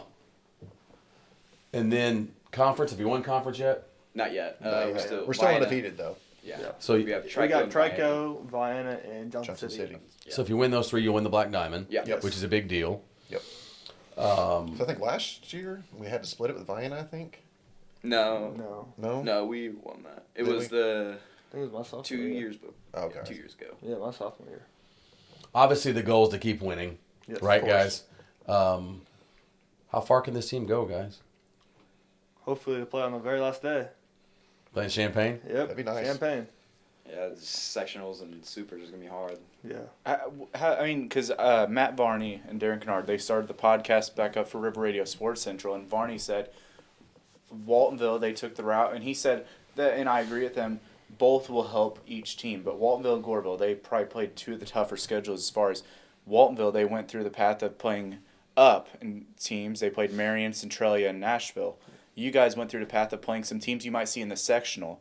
Playing I know Weber won't be down there, but it's sectional type teams like Woodlawn and Weber. Mm-hmm. How do you think that will help you guys? As far as I know, you guys lost, but how will that help you guys playing those type of teams throughout the year? And just our mistakes since we lost. It's just our mistakes. Just to build and regroup and see what we can do better than what we did last game. Just redemption time. Yeah. It's hard to be a team twice. And so that's gonna be fun too. I'm excited for. I don't want this season to get fast forward because I love basketball, but man, I've seen a lot of big games so far this year. Postseason's going to be unbelievable. But I know the postseason's gonna be even better. Maybe we should fit a Benton game in so we can beat them twice. Oh my God, Tommy! Can we edit this? I mean, Tommy, cut his mic off. Unbelievable! I mean, where'd that come from? Which mic can you cut off? I don't know, man. Hey, how about this? Talk a little bit about we haven't talked about it yet, but you talk about photography. Talk a little bit about Russ loves the pictures stuff you take. Oh, I'm glad. Yeah, like I said, I started out at dirt track, honestly, taking pictures out there for a while, and one day I just happened to bring the camera when they were playing in junior high, and it just kind of stuck with me. Every game I was there. I wish we had that kind of technology whenever I play. Yeah, sure. Because honestly, I probably have to go back through our yearbooks to find any type of picture of any sports that I ever played. Maybe I'll see Dunk and actually believe it. Oh gosh, you don't believe your dad can dunk? He said he did. No.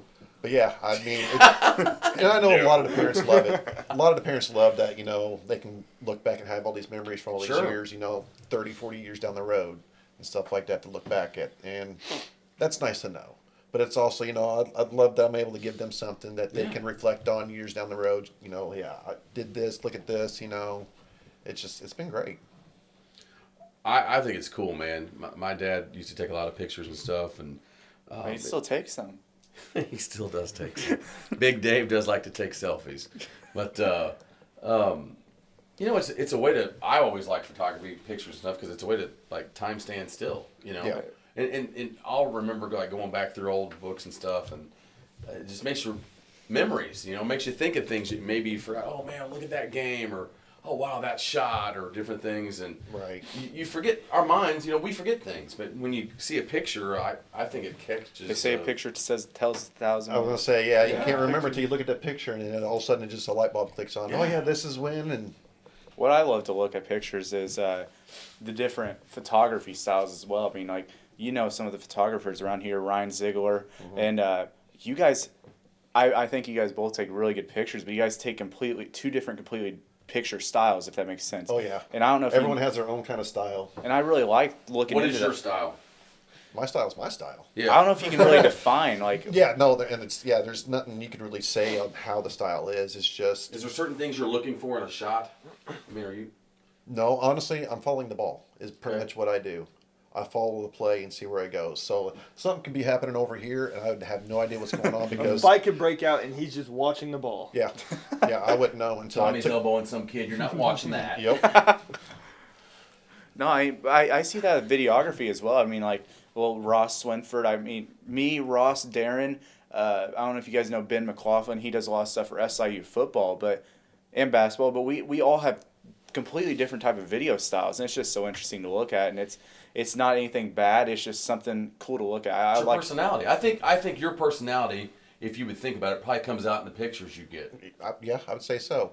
And it's weird too because I've been down for a little bit with the hernia surgery I had, so I've actually been in the stands watching the games because I've been able to get up and everything. First so time in like 6 years. yeah, so it's been honestly weird. Yeah. Just sitting in the stands, actually getting to watch the game, which has been nice. Sure. But I do miss taking the pictures for them too. So Yeah. because Four I'm games without used to pictures. watching the game through the camera lens. I know. Yeah, well, so last night, whenever I was, well, I guess this will be 5 days ago for whenever people get on here. But whenever I was at Riverton last night, there was a pretty big gap in between games, and I find it so weird to sit there and watch the games. It's just like, It's different. yeah, I'm like, I don't have anything to do right now. Right, yeah. Bored. I get a little bored. Yeah, I mean, if my friend didn't come up there with me, it'd probably be really boring. See, sometimes I'll sit there and I'll Wi-Fi my phone and my camera. And I'll be like, okay, I'm going to get these edits out real quick and at least pass the time. So you just sit there editing photos instead of watching our games? No. All right, Tom, I'm going to put you on the spot now. Now, this is called Ballin4God. So, how does faith play a role in your life? No. Zach Green, he preaches at Lick Creek Pentecostal Church. I mean, every game before we run out, we always say a quick prayer, and I'm just thankful that he likes to spread that word, and I like hearing him spread that word for us and for everyone. So I think faith plays a big part in my life and in everyone's life. Pastor Green, huh? Yes. Oh, yeah, You'll see him one day. he leaves the FCA down there, doesn't he? The what? Doesn't he leave the FCA down there at Goreville? I think so. They started something up, didn't P7? he? Oh, P7. Yes. Yeah, I What know. is that? I didn't know what It's it a was. student preaching for like schools. Really? Okay, so Yeah. it's okay. Wow. Every Tuesday gets on the intercom, or someone gets on the intercom, they announce P7 in whichever room. And We all meet in students one go. room. He Like brings donuts sometimes. Who leads that? Zach. Zach. Really? Yeah, we have like 50 kids in one room sometimes. That's cool, man. Yeah. Half the high school basically in one room. Hey, man, I grew up in church, so if you bring food, people will show, man. Donuts are great. Yeah. Nick, you want to throw in on that? Recently I've been getting a lot with the word and whatnot, and like Jude Harmon, he helps me a lot. He sends me Bible verses and helps me grow a bigger relationship with God. And Zach, and it's always there to talk to. I've talked to him about getting in a relationship with him, and it's just nice. I give God my problems, and he just helps me and works for me. That's one thing they did down there over the summer at AAU. With Atlanta, Orlando. Uh-huh. Sundays, they'd find a church to go to. Yeah, Jude and Nathaniel. Even Quentin from West Frankfort. We'd all Quentin go- Osborne? Yeah. Yep. Go to church that we can find out, and Jude would host it for us, and we'd always just go.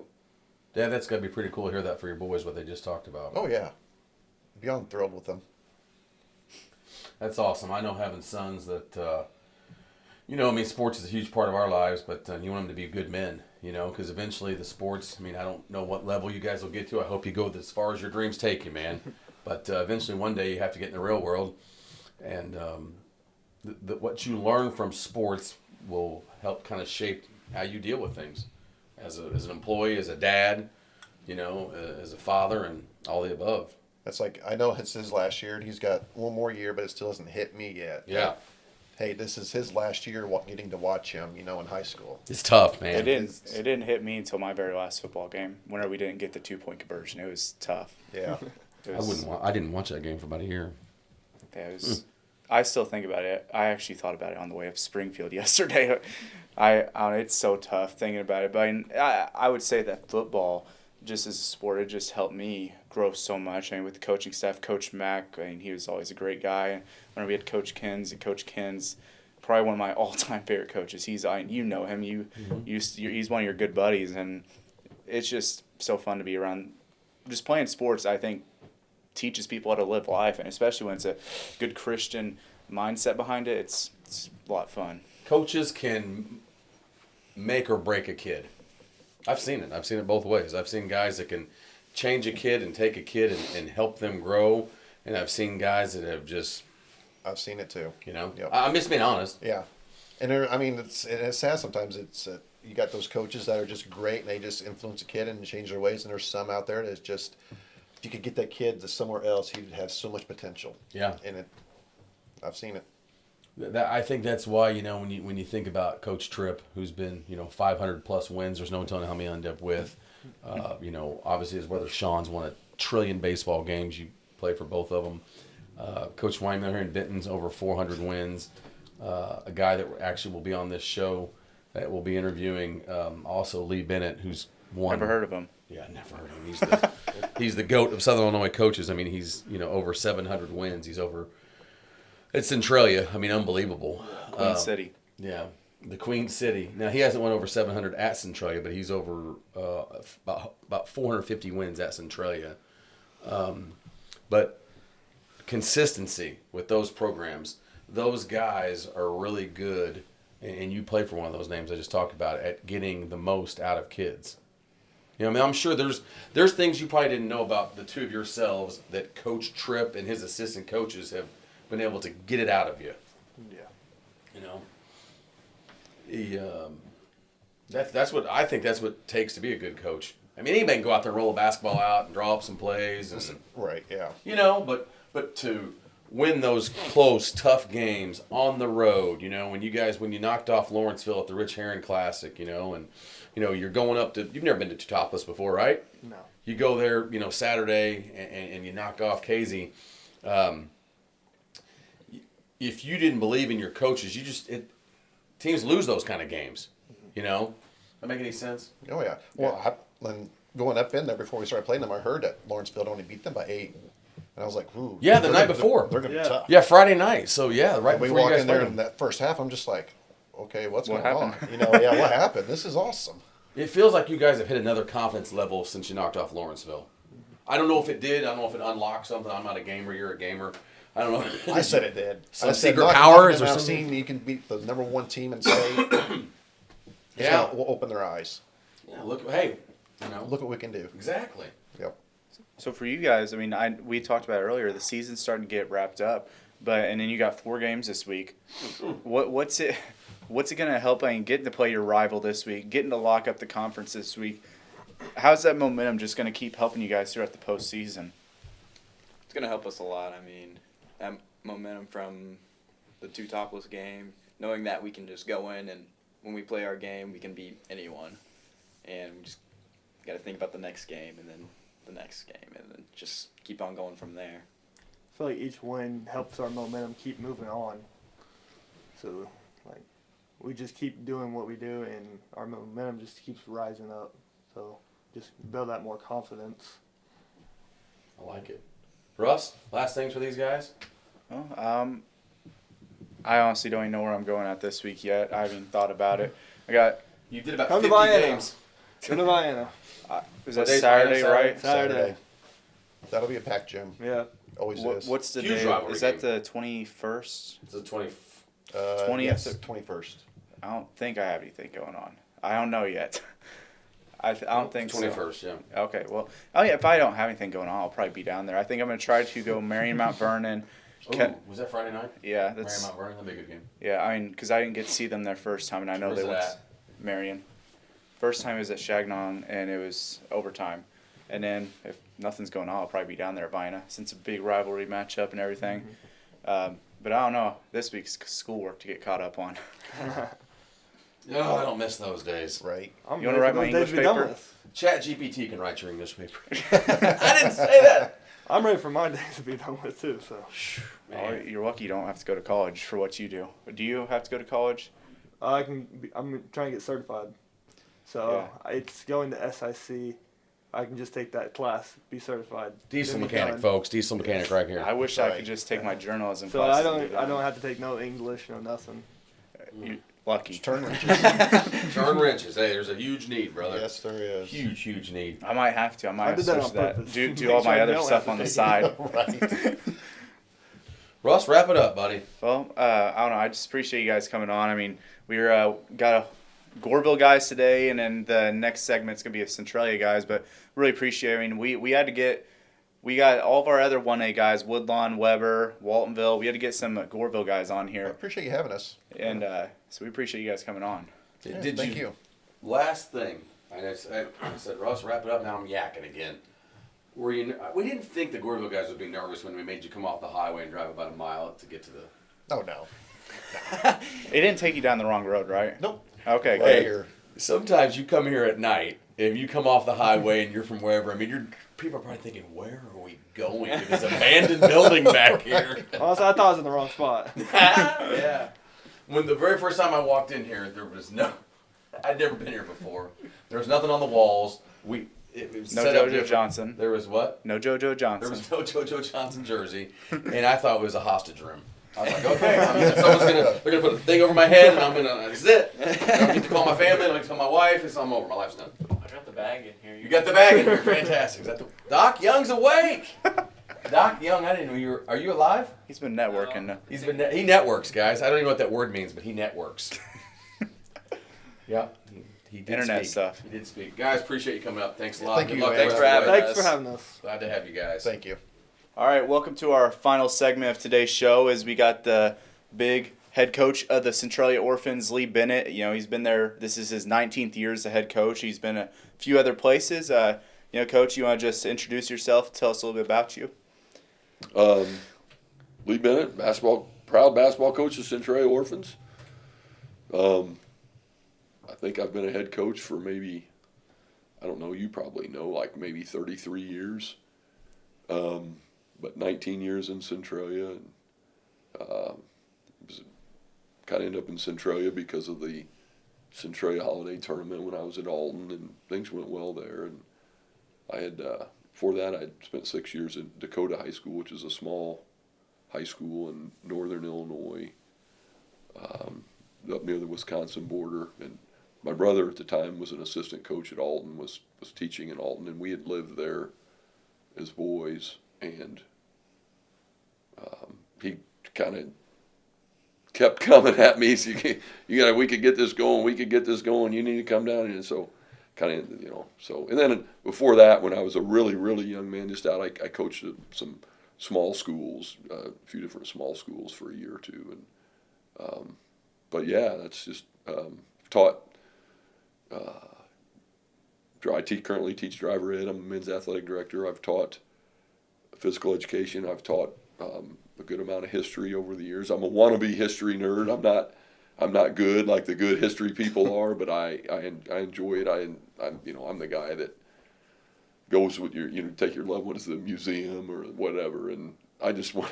They're like, let's go, and I like to stay in there and try to read as much as I can and go see stuff. That's kind of my thing more than watching another ball game. So yeah.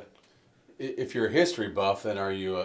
Because history was my minor, just because my dad said I never went to class at SIU. But I mean, I did finally graduate from SIU. It took me a while.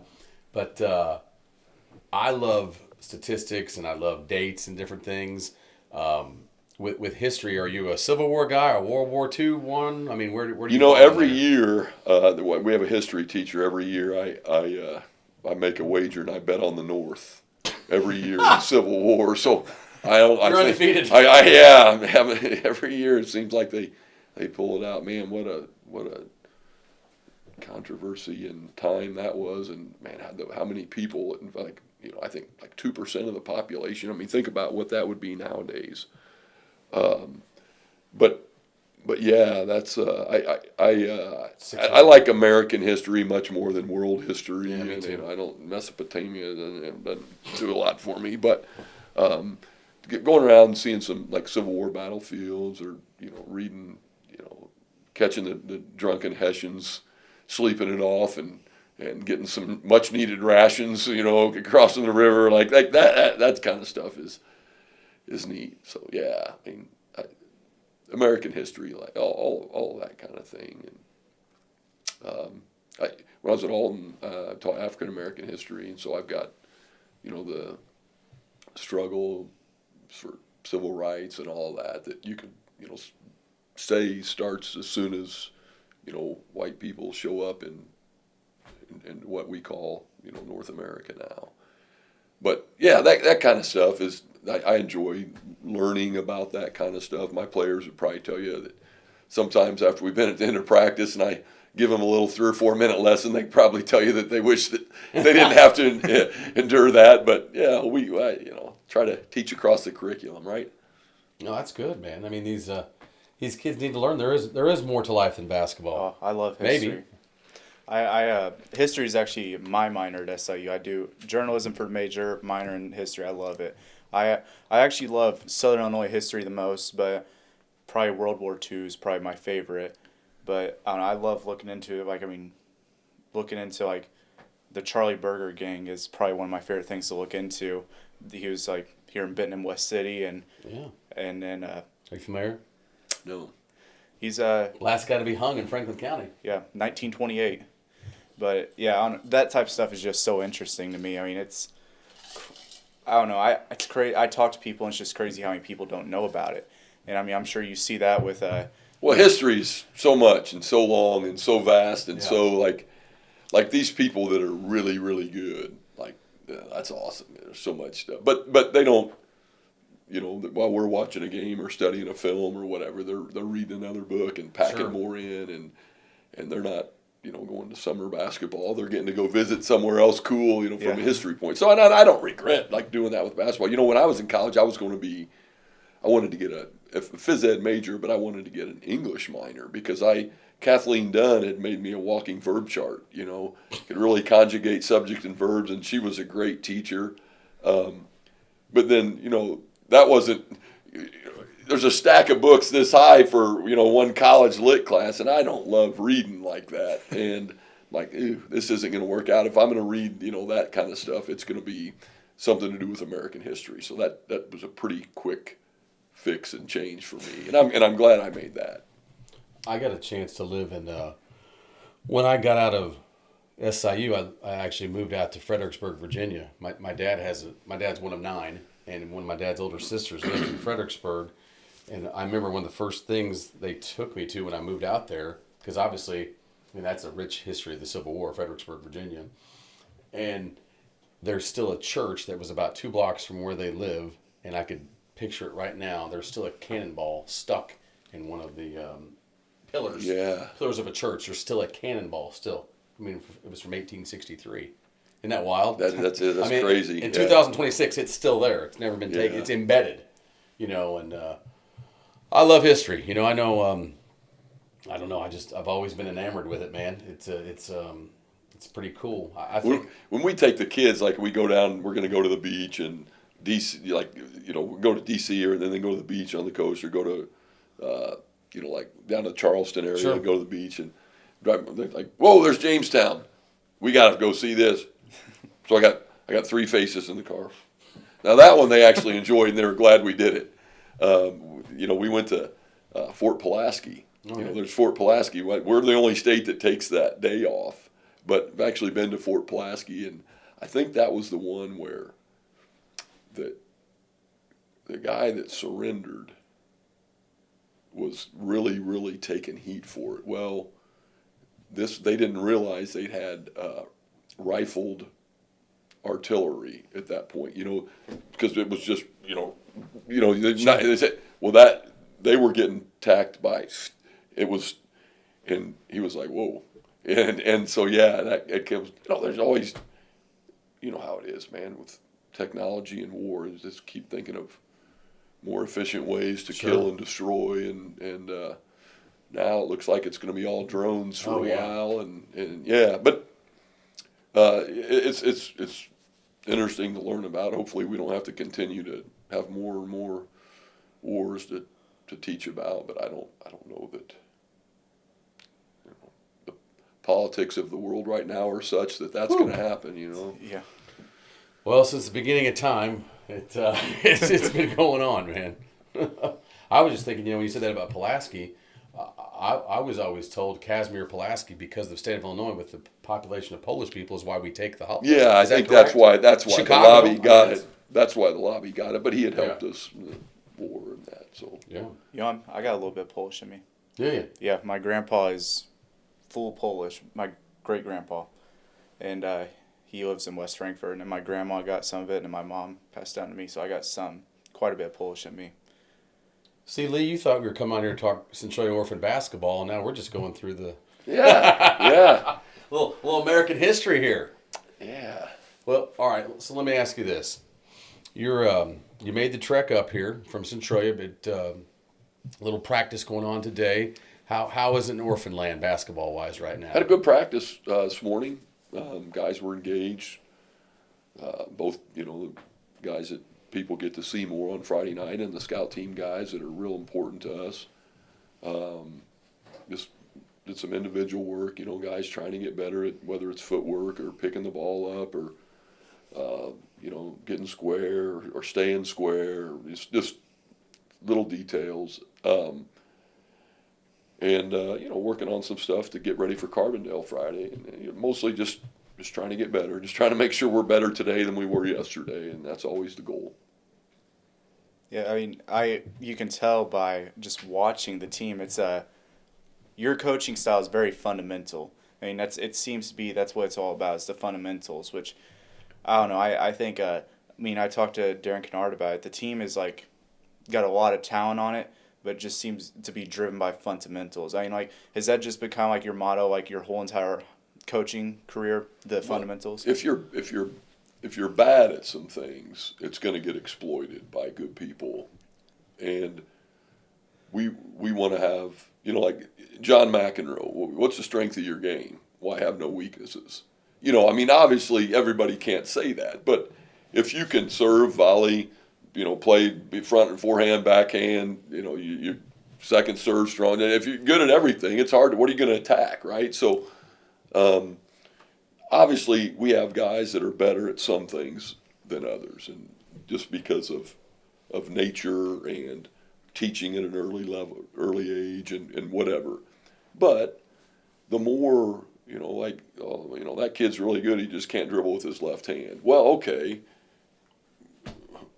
who worth a darn is going to just let him dribble right? So, a lot of I think Bob Knight said, the nature of coaching can be negative because you're attacking things like that, and and Bird has quoted there's something, you have to go attack your weaknesses, and I can't remember exactly the quotes in that, but it's what it is.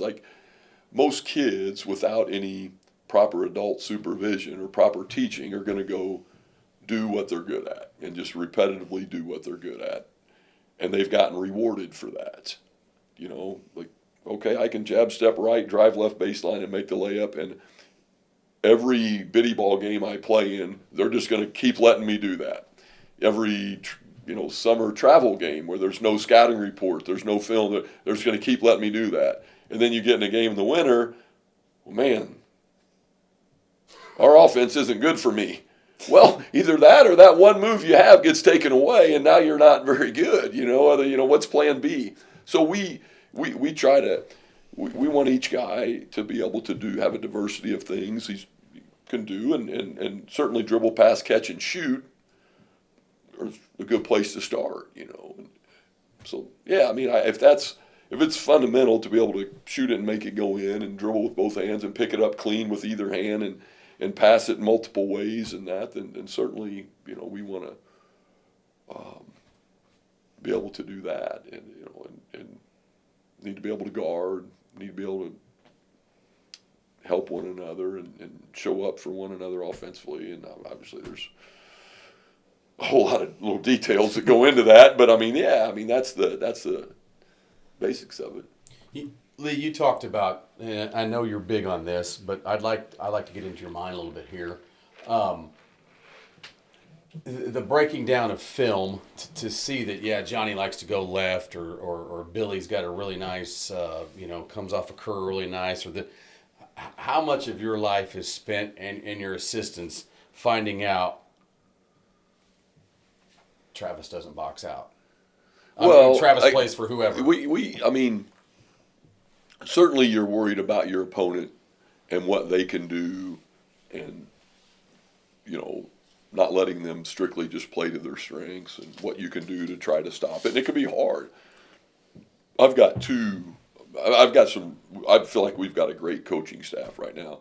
And two of the guys, Brad Guai when I came to Centralia 19 years ago. He played for my father in Pittsfield. Very smart guy, great coach. And he's been doing film with me for almost since the inception of being here. And then Cole Schrage, who's a Breeze Central guy, and has been coaching with us for I don't know how many years, but most of the time, probably 14, 15 years, whatever. And he's taken on a role. He's moved up to the JV coach. He does a lot of film with us now. And so you can take that and break it down amongst three different guys, and you actually still get to sleep a little bit. And then we've also got three other, really good guys that coach. London Waith, who played for us,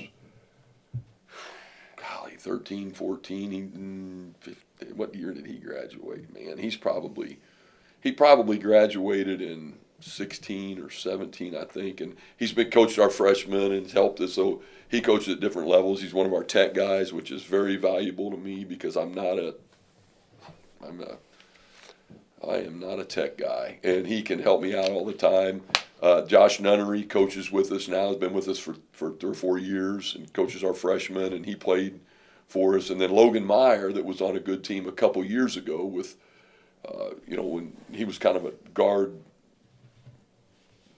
group of guards with Cruz Harlan and Daryl Jones, are three really quick, smart, driven, high character, high maintenance, or low maintenance, high character guys, that could all handle the ball, and those guys, I think they did real good a couple Fun team years to ago. watch. Yeah, they could play real quick. They're so quick. Incredibly small, because Devin Meyer started on that team as a sophomore. He was 6 foot, so we were probably 5'9". Cruz will never admit that, but 5, maybe 5'10", 11, a couple 6 foot guys, and then Dustin Collins was 6'4", and then we brought Malik off the bench, who was 5'6" or 7 something. It's real small to be one of the top 3A teams in the state, but they were so quick. And Michael Organ got to play with that group a little bit as a freshman.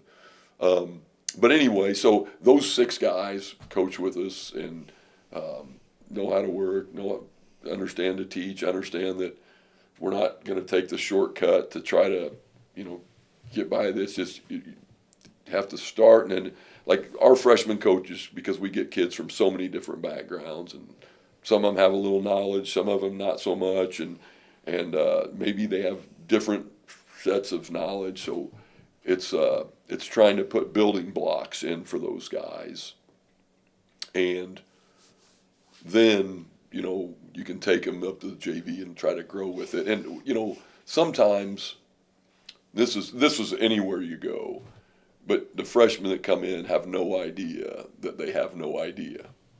And like I know when I go to tech training class or go to automotive class, like I know enough to know I know nothing. And 14, when you're 14, you don't grasp that. None of us, I'm not. Yeah, I got a 14-year-old at home, trust me. Yeah, so, it's sometimes, and a lot of times kids will quickly, and they'll look around the other kids and be like, oh man, I need to get up to speed. But once in a while we get kids that they kind of spend a whole year, and we've had some guys that end up as good players for us that kind of not fully waste a year, because that year was spent for them to recognize, for them to get an idea that they really didn't have an idea, and then they can build and grow their game and figure out that there's more going on there. And so you hope that they don't do that, but every kid matures at a different level physically, but also mentally and emotionally. So, Coach, you've had, and I was just thinking about this, talking about the building blocks coming from junior highs and all the different feeder schools that go into Centralia High School. You've had a run here lately, and I can't remember. I know when you came 19 years ago to Centralia, I'm trying to think of some of those teams back then, but you've had a run here lately with young kids being able to play for you quickly, which is not a norm a lot in South 7 basketball. Well, last year, Dustin Collins was the only senior that was in that class as it made it all the way through. And this year we have 4 seniors that are great guys, but 3 of them, don't play a lot during the varsity game.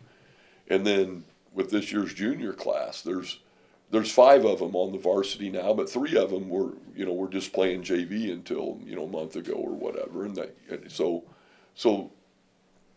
yeah. Now our sophomore group this year is different because Archie was he grew up in the gym, and Coach Guai had those guys and took them to when they were biddy ball and that. So he was ahead of the curve, he was a mature kid, but he was also ahead of the curve from a knowledge perspective, which certainly matters. And then you have to have these skills to be good, and like Jackson and Hancock and Michael Organ and played with him a little bit. Kenny even played with him a little bit one year. Cruz Jackson played. It's our 6th man right now. Played with them some in CD and CT and some of those guys. There's some other guys that people don't see as much. They're playing more in the JV game, but makes a huge difference because you have a guy that's a really, really good, that could go coach varsity basketball at any level,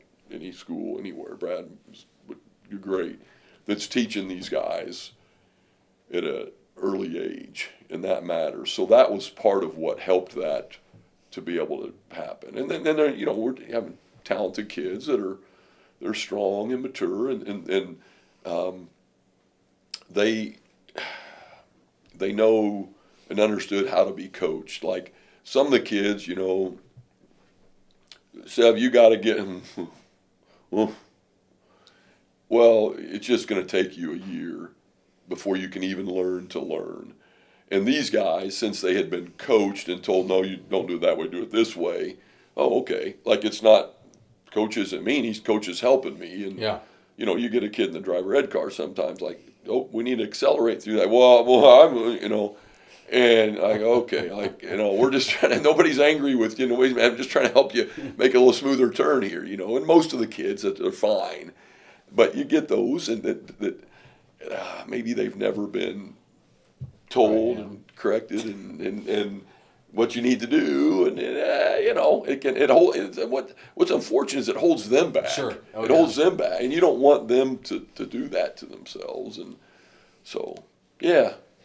My son was in 7th grade, and Bratton was an 8th grader, and Benton had to play at a Mount Vernon shootout. Bratton's a sophomore, correct? Yes, sir. Yeah.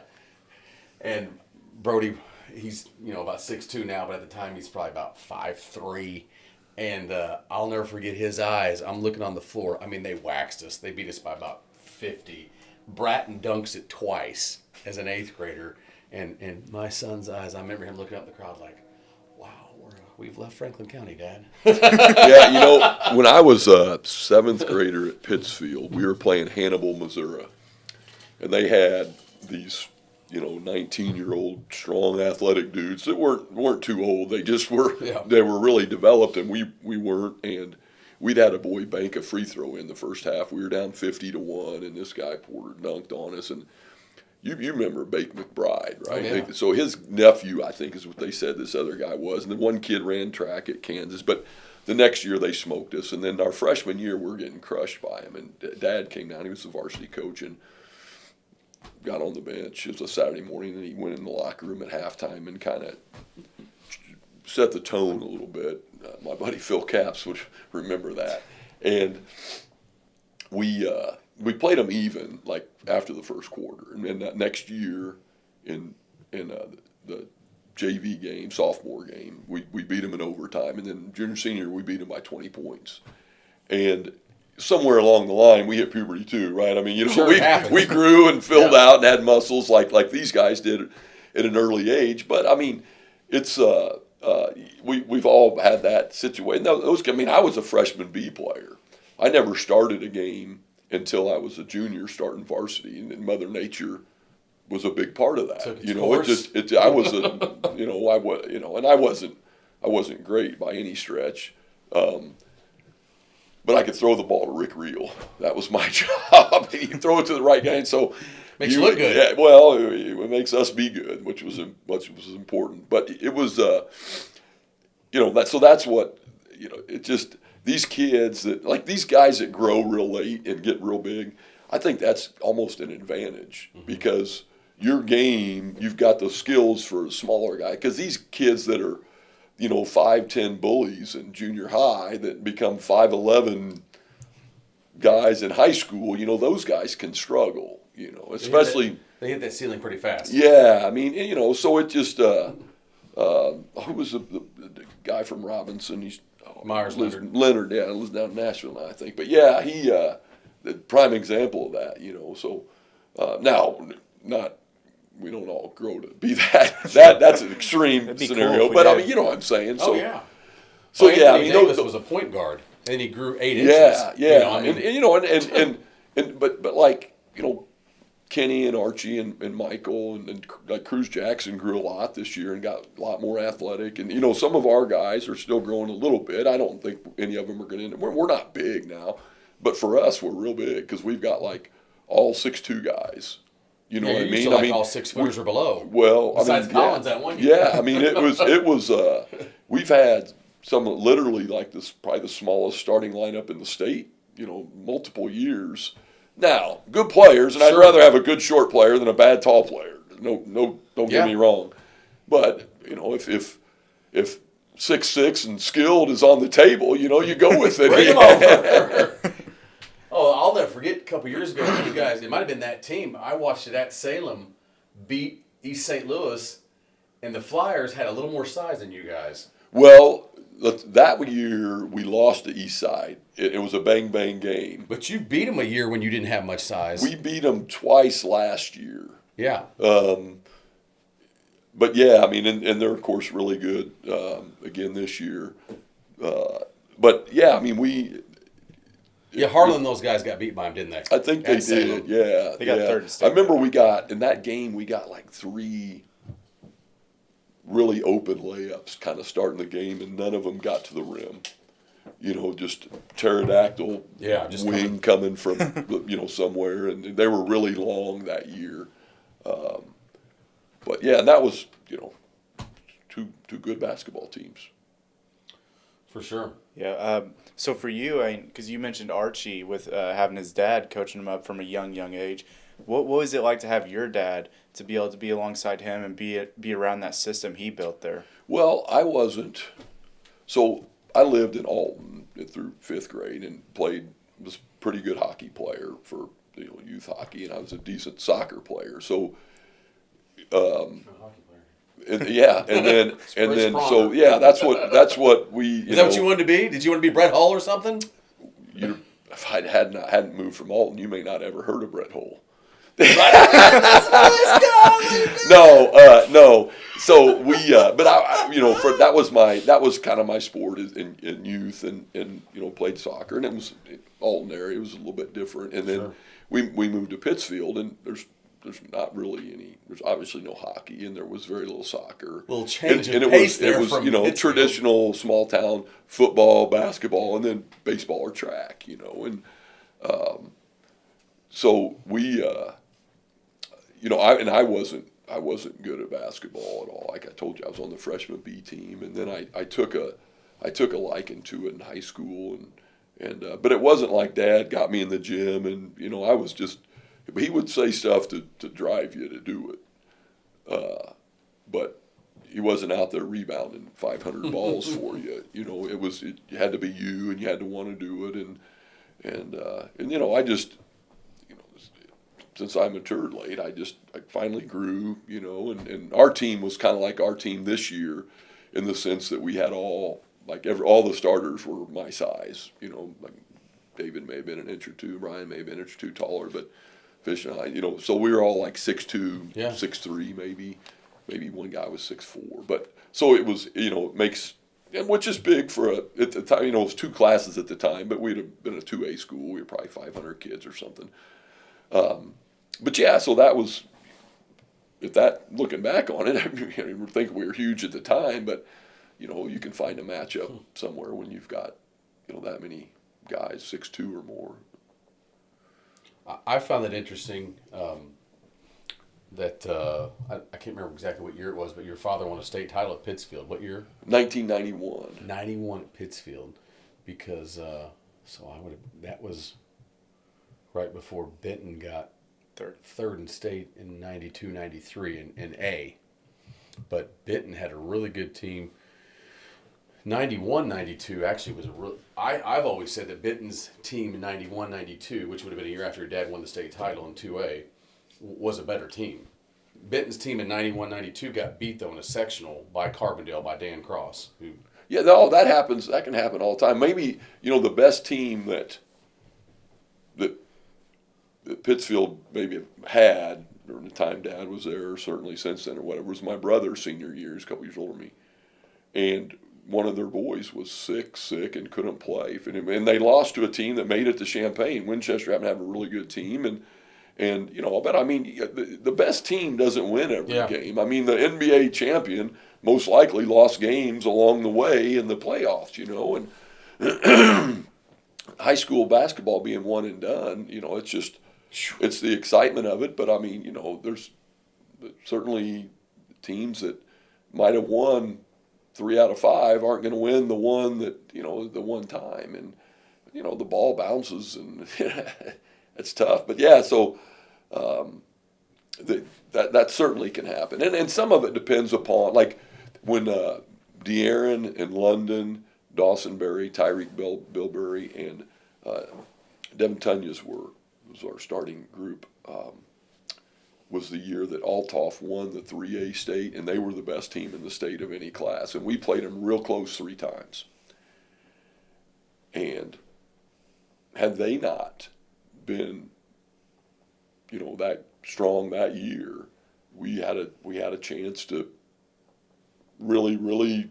But it's what year? Like there's some years like it's better than others to make a run to get to Peoria, Champaign, sure. and then some of that's the luck of the draw. Like as far as, oh man, I wish we'd have had that team with route you have this year, or boy, I'd like to have this team, year or 2, year 3. I mean, like it's sure. just, and it's just, but it's you can't control that. You just always worry about being the best you can. Well, I mean, you've won.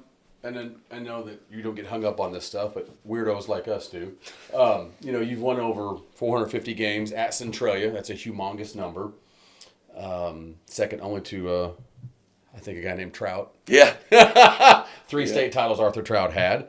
Over 700 wins in your career. And there was probably a time in your life when you got second in state. Go back to 11-12 or 10-11? 10-11. 10-11, right? You guys, yeah. Look how hard it is to get back to there. Oh, it's so hard. And you've won 1 trillion games. I mean, it's so hard. So many things have to go right. Yeah. Absolutely. Absolutely. I mean, we've had, we were 2 years ago. Yeah. and so Who close. got you 2 years ago? Mount Zion.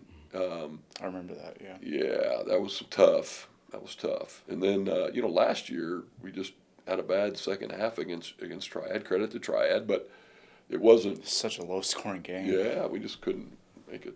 And then Champaign or Chatham Glenwood ends up beating Triad in a close game, and that wasn't and this year looks like to get there you've got number 1 East St. Louis you have to go through, right? So Yeah.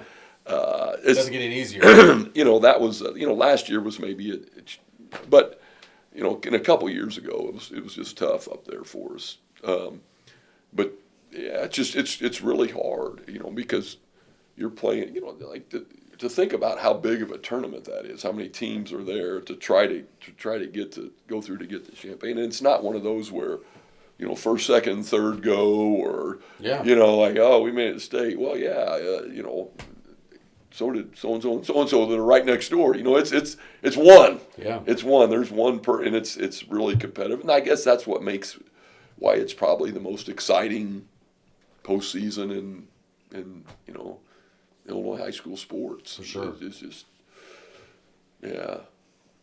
I'm going to ask you this: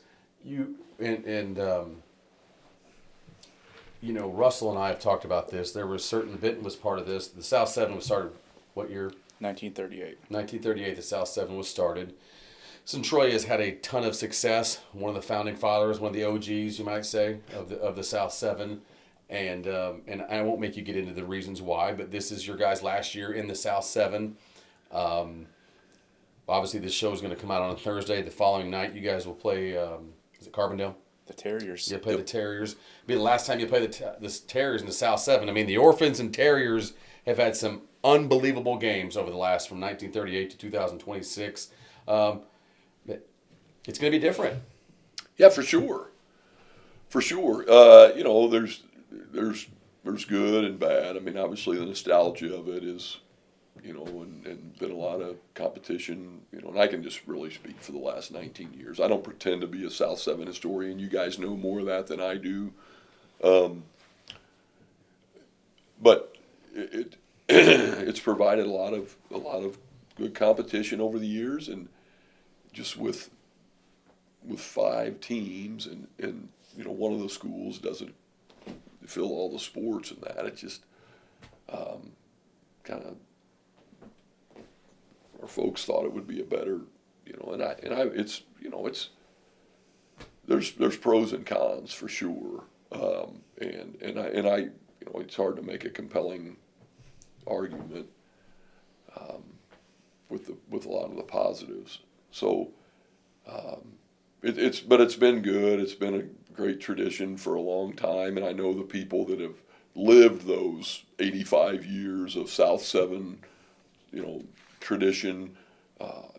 It probably could be a gut punch for those guys, and not unwarranted. I mean, that's a lot of history there. But we're going into a new league with some teams. I mean, people think like, oh well, you're just running away from the South 7 because of basketball. Basketball's done fine. Like it had nothing to do with that.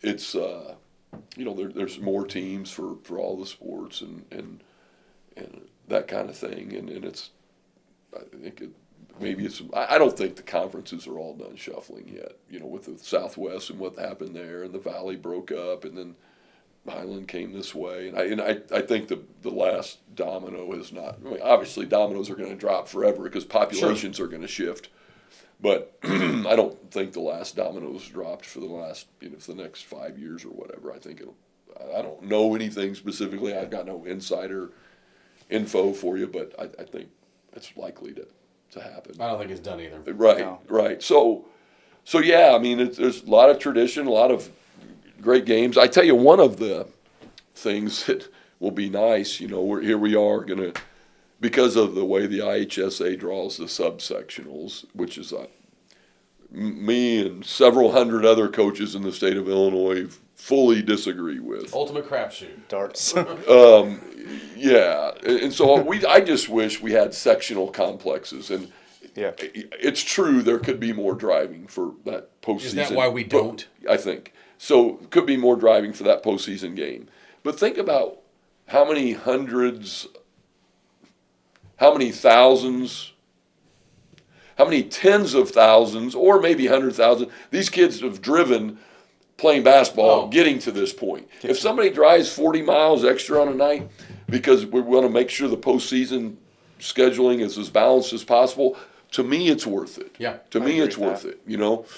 And if we need to decrease travel, let's cut the games from 31 to 30, and then there goes that travel. You know, I just, that's my opinion. It's not, you know, I don't think anybody's out to get anybody. I'm not. It's not that, you know. But that's what I believe, and a whole bunch of other coaches believe the same thing. So, but here's our you know here's our regional.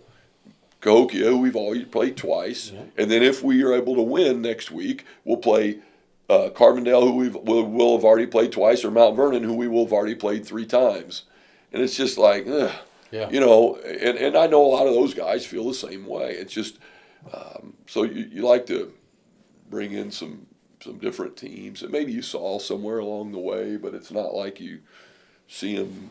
You know, I remember one year we played, and this year won't be too much different than this. One February, we played Mount Vernon February 1st, February 15th, February 29th, and we'd already played them twice in the year, you know, and it's just like. So 5 times. Yeah, yeah. So, you know, and that's not good for, you know, stuff. So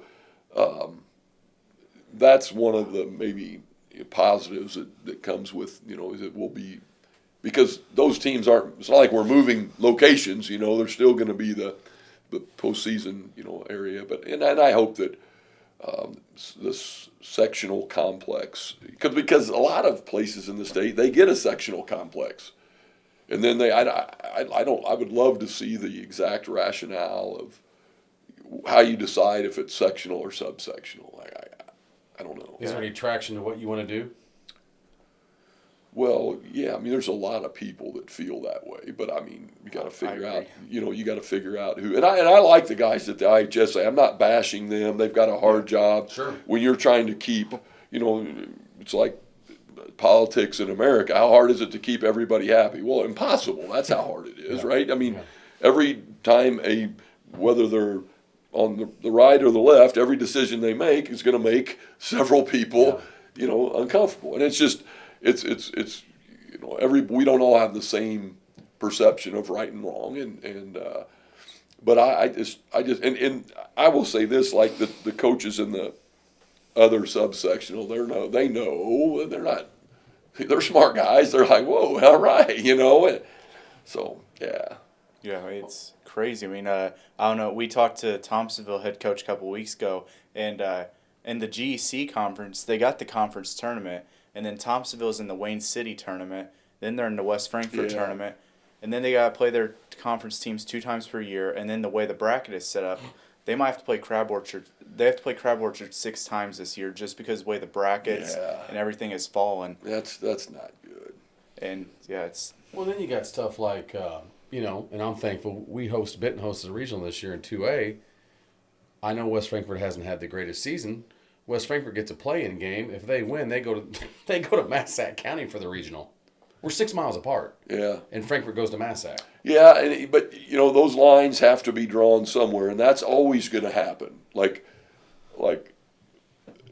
you know, if we seed sectionals 1 through 16 or 1 through 20 or whatever it is, you know, I would like to see 1 and 8, 2, 7, 3, 6, 4, 5, and from there. If number 9 and number 10 are closest to this one, then okay, so be it. Like number 1, you have to play number 10 instead of number 16.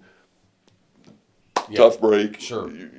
You know, but I'm good with that. And some coaches really want the higher, like the 4 seeded teams in the sectional to host. And I'm fine with that. I'm not as passionate about that because IHSA is big on wanting to rotate that. And there's some places that you don't necessarily think they need to host. There's not a lot, but a lot of people have nicer facilities now. But there's still a few like they don't need to. But just getting the pair, like I remember this is several years ago, like Breeze Modern Day and Breeze Central or Althoff or one of those, like the 1 and 2 teams in the state played in a regional for volleyball, girls volleyball. And it was just like, like 2 of the top 3 teams in the state are playing a regional. Shouldn't happen.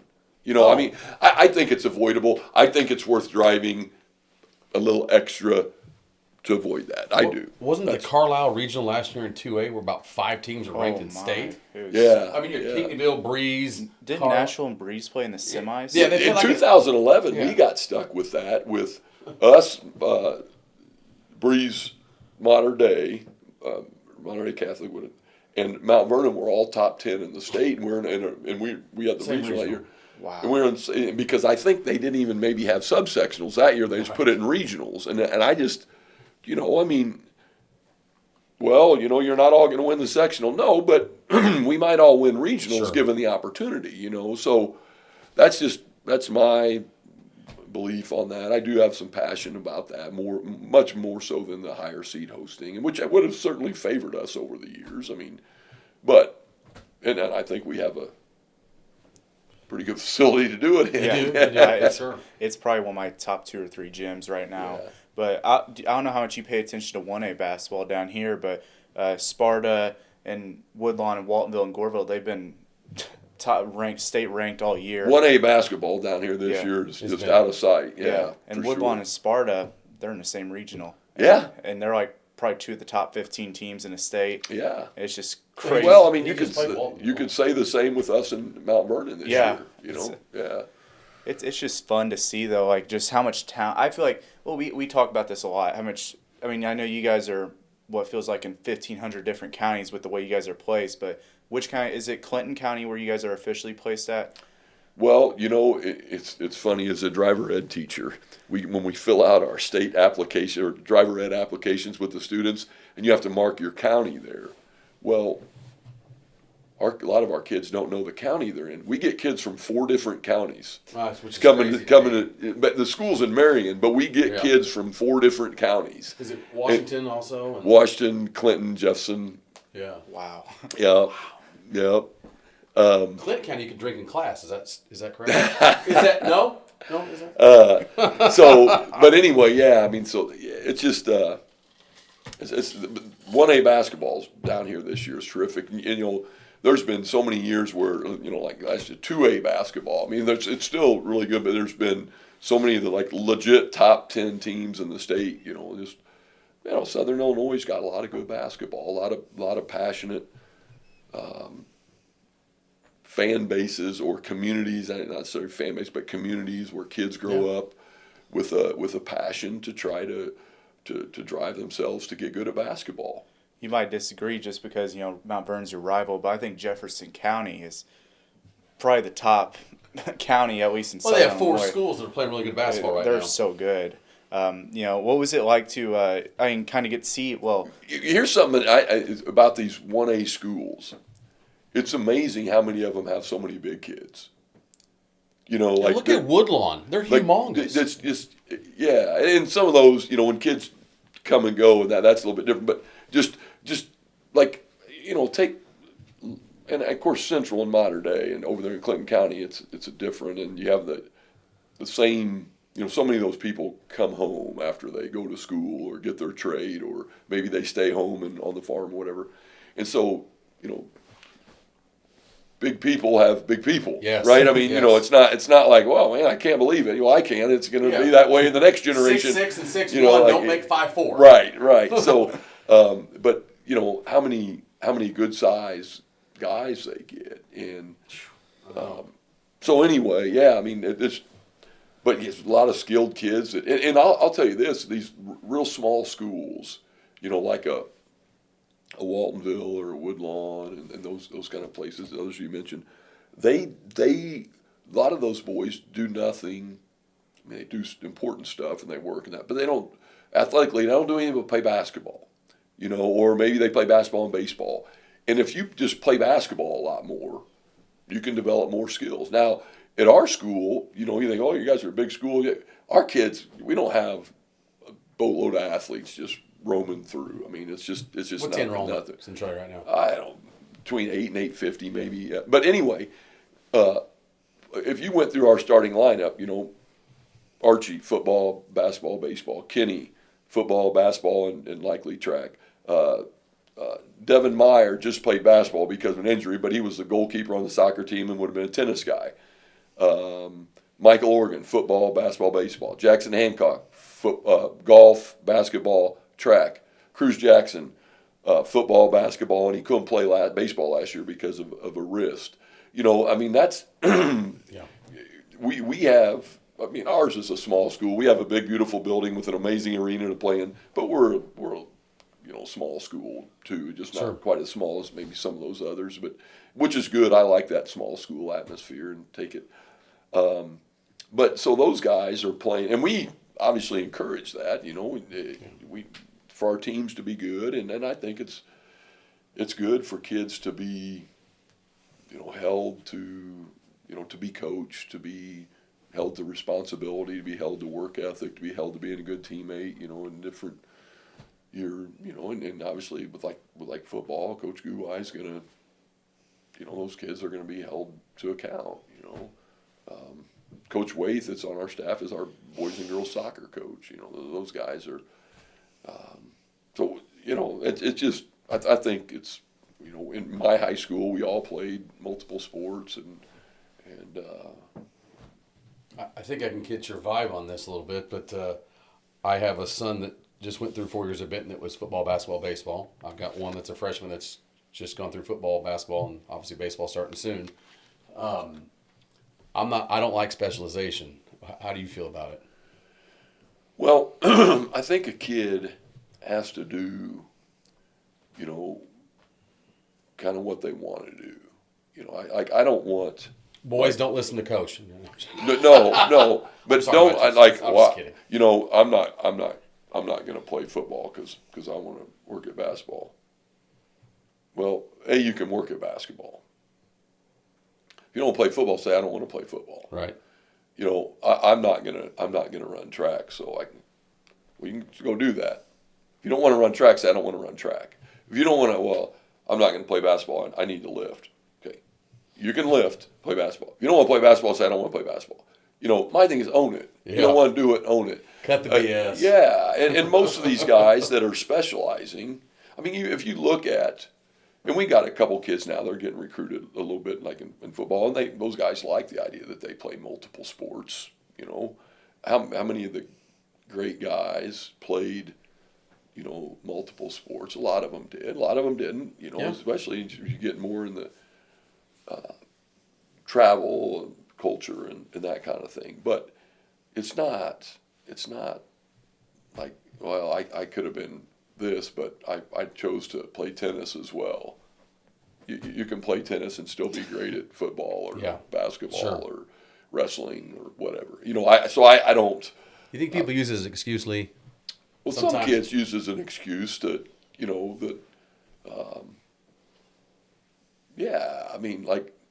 I don't want to go out there for football practice when it's 100 degrees, so I'm just going to say I'm going to work on basketball. My thing is, say I don't want to go out there with football when it's 100 degrees. It's not for me. Say it, own it. Okay. Our rule was my dad. We had to run track or play baseball at least 2 years. So I ran track as a freshman, sophomore, and I didn't. When you run the mile and 2 mile every meet, that's not nearly as fun as those guys that get to go long jump 18 or 20 feet or run the 100 in 12, 11 and a half seconds. And you're mediocre at it. I helped you with the growth, and that's why. But then it was, and then by then I truly had a passion for basketball, and I did practice basketball all the time. A lot of kids say, "Well, I'm going to go practice basketball," and they don't do it. Sure. Or, I'm going to go lift, and you lift a couple days a week. You can still do that and what you want to do, but you have to want to do it. I don't want a kid to go join the history club if he doesn't want to be in the history club. it's not. It's actually you have to go to algebra class, right? You have to go to science class. You've got to go to whatever requirements your parents have and your family and your values and your beliefs, and that's what you have to do. But you don't have to this or that. I mean, it's extra, and and if you have kids that don't have a passion, that don't want to be there, then it's not always good for everybody, and it can create a lot of negative, for the environment.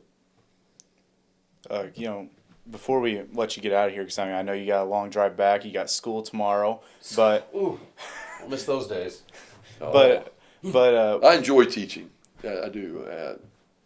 what's been kind of your favorite games to be a part of as a coach or player throughout your whole entire career? Oh man, why I have nothing. You completely caught me off guard on that. What'd you ask him, Russ? I'll say this. I look so much more forward to a practice than a game. Games you tolerate, and games are for the event and the fun of the players, and to measure growth of players, and have but really, to me, games are a reason for guys to take the journey, to take the grind, to develop the discipline, the work ethic, the selflessness, the camaraderie that it takes to try to be the best you can be. You have to have games, or else you couldn't sustain it. If you sat and pounded ground strokes all day with a kid. Now, with an adult, you can do that, zen in the art of motorcycle maintenance, whatever. But with a young person, there's got to be a carrot. There's got to be something to strive toward, and that's what those games are for, and that's what they and they provide a great chance for character to be revealed and growth opportunities, but to measure where you are and what you're getting done. And so that's, I'm looking forward to tomorrow's practice. I was working on some notes before I drove down, and, hope we can get better. We got some specific things we're working on right now with specific guys. We've got a couple wrinkles we're trying to do on some things, and, just cleaning up. And this time of year too, you're working on what we call shelf life. We've got some guys that are meat in the deep freeze, like you taught them November 8th, and they've got it. And you've got some guys that there's some things, maybe their milk on a hot summer day in the trunk, that you better get home and get in the refrigerator. So you have to keep getting shelf life. A guy like for us, Devin Meyer could go eat, and he does. He gets a basket and he teaches and helps young guys. And he missed a couple summer sessions because of injury, and he taught a lot of these guys, and he'd go with me in the summer because he's a great teammate, and we'd take kids, fresh soft kids somewhere, and he was with these guys, and like the stuff that we're going through, it's pretty simple, and he does a good job of trying to stay urgent, even though, if we were doing addition, subtraction, math tables right now, it'd be pretty boring, right? But if a kid didn't know how to add and subtract, it wouldn't be that boring, So we always, you try to, this time of year, you're trying to keep shelf life on, so you have options if you get in a situation and you need this and need that, and that kind of thing. So, yeah, I can't give you a specific game or type of game or anything like that, but I can tell you that I look forward to practice. I use games as teaching tools a lot during the game, since I've been blessed or cursed with a voice that, can be heard. So we're just, during the game, we're just trying to teach and get more efficient, especially early in the year. and that kind of thing. So yeah, I dodged the question. I just don't have an answer for you. That's the answer I have. Do you ever pay attention to crowds? Do you ever even notice them? Like, so when we played you guys in 17, you're a kid. I mean, I remember those. you were 9 years ago. You're 10 years old, right? Yep. I obviously remember the game very vividly. Heck of a crowd when we played each other in a sectional. Oh my, good gracious, huge. I mean, that was, and I know you've played in some big places, but for a sectional final, that's got to be one of the bigger crowds you've seen when we played each other. And I always joke with the Benton people, so I'll let you give your take on it. But I always joke because the Benton people were so upset. One of the best teams we'd had in the generation, since the team that JoJo played on 92-93 that got third in state, that team that went 31-3. I always joke because my dad went the next week, Tuesday night. You obviously know what happened Tuesday night because you coached it. But no one was getting past the next game. No. So Benton people, just so you know, here we go. Coach Bennett, who knocks us off in the sectional final. Who'd you play next? Lanphier. Yeah, Lanphier. that wasn't. Yeah, that was. They were like a pro team. Well, they were better than us, and I don't feel like we played our best, but they were better than us, and that would have been a tough road to hoe for the Benton boys as well. Yeah, but I mean, and hey, one team's going to end with a championship, and I guess another team ends with a victory in a third place game. But everybody has their heart ripped out, and it's just, and we all had it. I mean, as a player, we lost in maybe a sectional championship and then a super sectional. I was playing, and those are tough. But I mean, the journey, the grind, the friendships, the camaraderie, the learning about the game, the learning about yourself, all that stuff. Now, I mean, when you're a 17, 18-year-old boy, immediately after the game, that's not where your heart is and not where your mind is, and nor should it be if you're a competitor. Sure. But I think as athletics is an extension of education, that's the point. And the older you get in coaching, you realize that. I mean, you still like the team to win, but I go, as I've been doing this for real long, you worry about is your team going to execute? Are they going to cut right? Are they going to guard right? Are they going to time this up or time that up or make this rotation or all that? And you're not worried about are we going to win? Oh, are we going to win? Are we going to win? Well, if we do a bunch of this stuff that we ought to be worried about good, we'll have a chance. If we do a bunch of it bad, we're not going to have much of a chance. Obviously, relative to whoever you're playing that particular day. So, that's where my emotional energy gets spent, and it's worked out okay. But I don't know what next week holds. I know what the last X number of decades has been, and the results that came from that mindset and mentality. So, yeah. I'm switching gears on him, Russ, before we let him get out of here. William Byron, explain who it is. You got the shirt on. Well, man, he persevered good yesterday in the Daytona 500. I'm a little bit of a NASCAR fan. I'm not a great, again, I like history. I like NASCAR some. I'm not like these people that know a lot more. I don't claim to be. I've got my buddy Lump waiting for a kidney. Anybody that's not registered organ and tissue donor, please do so. He coached with me when I was at Dakota, and he got me into racing when I was first down here in Centralia. This has probably been 16, 18 years ago.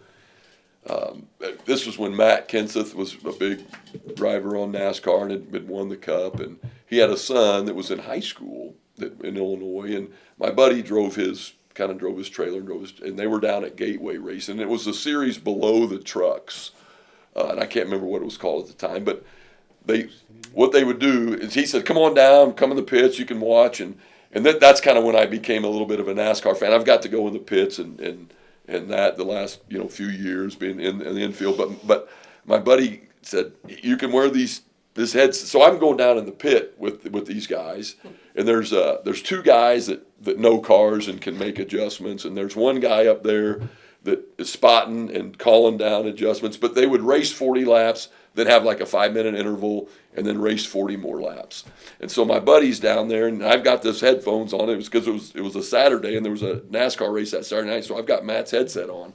And he said, do not touch this, because then they can hear you. And anything I had to say was certainly not going to help this, because I know I'm not that freshman that doesn't know I don't know. I knew I didn't know, right? So I'm down there, and they're calling for some changes, and these two guys are going to do it. My buddy, all he would do is put the fuel in, because he doesn't know that kind of, all the details of, how they're going to create drag or reduce drag and all, get more power. So these guys were going to do something, and the one guy goes like this to my buddy, and my buddy's like, he looks at me, and he goes, he said, wondered if I might be the guy that could change the tires real quick while they did a couple other things. And I'm standing down there in an Orphan Nation T-shirt. But it was, I tell you, I say that was a neat experience, and being afforded that opportunity, it's neat to go down there and get to see how that goes. I mean, it's so fast, so much power, but it was, so I don't sit home and watch the entirety of the race every Saturday night, Sunday, but I try to get to watch. And, like last night's race was, this is, you're going to run Thursday, but this is Monday and we're recording it. So last night's race was incredibly exciting. The 2-4 had some tough luck, kept grinding, got back up there, and I thought, man, could this be like last year where it happens? And it didn't happen that way. So no three-peat, but nonetheless, looks like we can be off to get them going. But DuQuoin, that's huge, man, that's awesome. Yes. That's awesome. A Southern Illinois guy. Southern Illinois guy wins the Daytona 500. Oh, I love it. I know. I mean, it's wild. I mean, Gives these you guys. some pride. What's that? So it gives you some pride. Yeah, it gives you some pride. I mean, that's we just played those guys a couple weeks ago in basketball. I mean, Alonji's. Baby. Yeah. No, so good for Tyler Reddick. Yeah, that's awesome for Tyler Reddick, man. It's incredible. Getting to be on MJ's race teams already. Oh, that's pretty cool, right? Yeah. The GOAT, man. Yeah, heck yeah. Russ, you want to wrap it up here with Coach Bennett? We really appreciate it. I was probably driving him nuts. I've been texting him for about a month, I said, hey, I'm as persistent as my father. And I know my dad. Yeah, no, your father's persistent. No, I Sundays just sometimes, I try to go do some stuff with family, and that's the only day I get to see the dogs. And so, it wasn't personal. It was just how my schedule, I'd say it's my day, but sometimes it's actually not mine. It's just some things I got to do for some other folks and so that kind of thing. So, but and you'll play a little Blink 182 as we go out right here. Yeah. Perfect. We'll have to. Is that your band?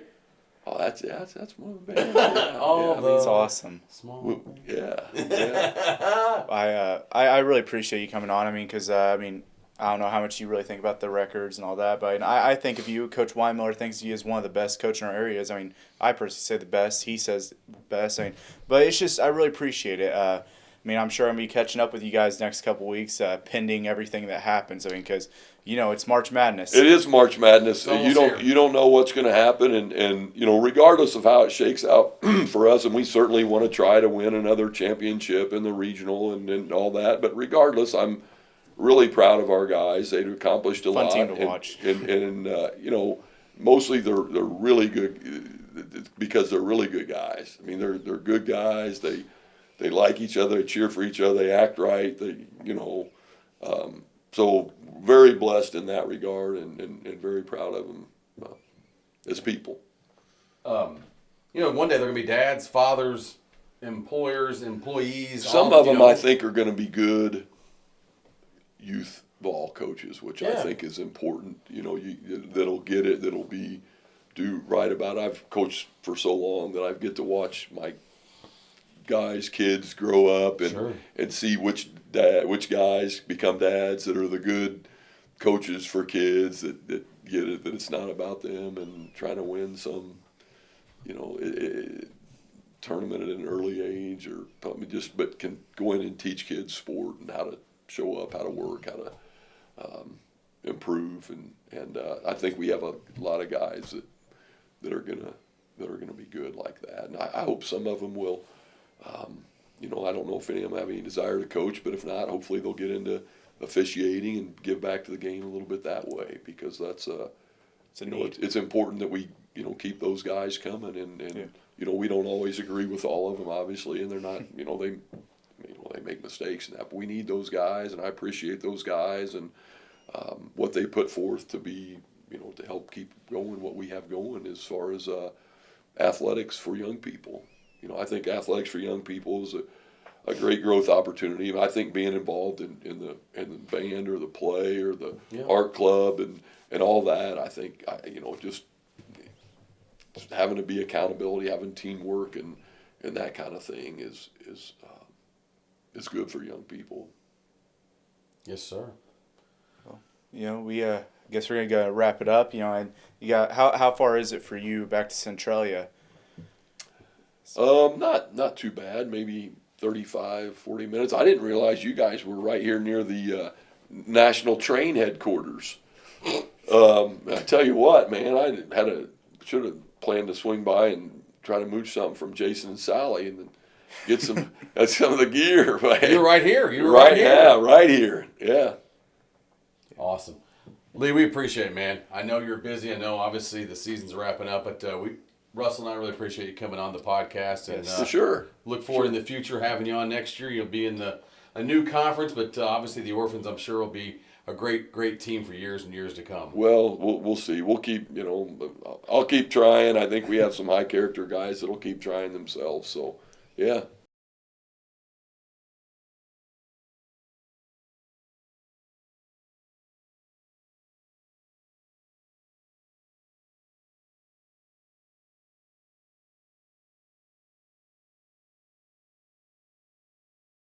All right, it was a fun one, I think. It's been a marathon, Russ. It's been a marathon. Another marathon. Last week we went down to an hour and a half, and this one we brought it back. It's probably like 10 hours if I had to guess. I think it's a 10-hour show. And so it was fun. I mean, yes. Do you want to go get some more guests? I'd like to bring more in if we could right now. There's some buffalo out there we could get. Yes, we could. Doc Young's excited. I think he fell asleep part of the time tonight. But yeah. It was a good show. Good show, man. Good show. Really appreciate all the guys from Goreville. 5 different guys from Goreville. Then we wrapped it up with Coach Lee Bennett from Centralia. 6 total guests this week. Big time. Yes, and we got to give him. Hey, go big or go home. Go big, go home. It was a fun one. It was fun. We got to give him the Player of the Week shirts and gift cards for his players up at Centralia. Yes. Archie Guai and Jackson Hancock. They both played really well. Yes. Jackson won it after they beat Waltonville and Mount Vernon, where he was filling the stat sheet, averaged 14.5 points per game. I believe 7.5 rebounds. No, it's 6.5 rebounds, 7.5 assists. And then Archie, he won it, not this past week, but the week before, where he averaged 19 points per game and has 7.5 rebounds in their 2 games. Yes. And that's how you become a Player of the Week right there, is by practicing.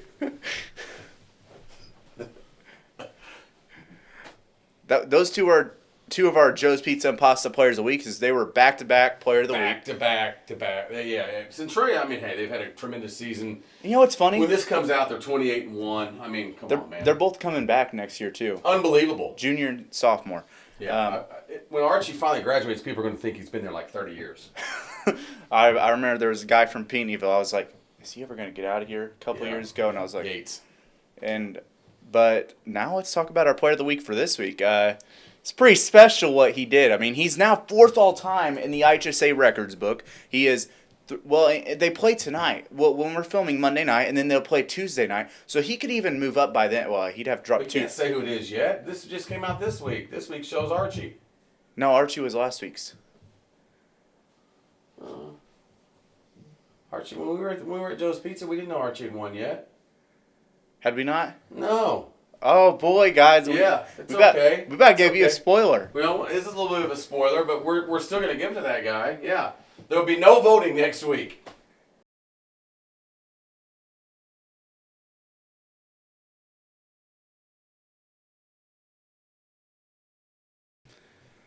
Well, anything else you want to touch on before we get out of here? Yeah, here's what I'd like to touch on. Doc Young, no one's brought it up yet. Russell has a new look.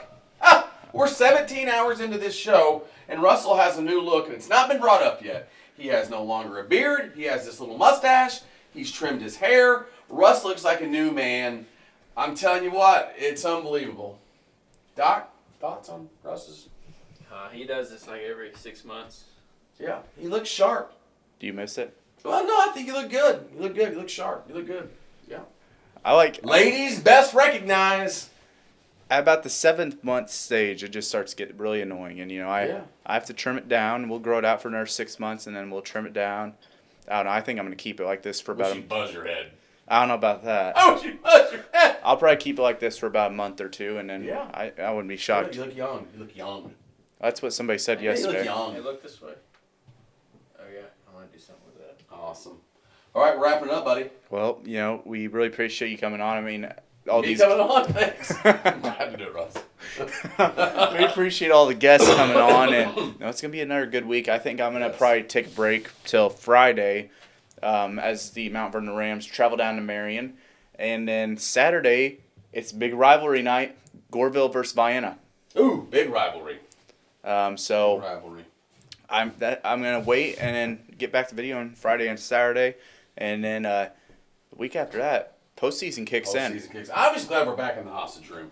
It was fun for a couple-week hiatus to be at Joe's Pizza and Pasta in Benton on East Main.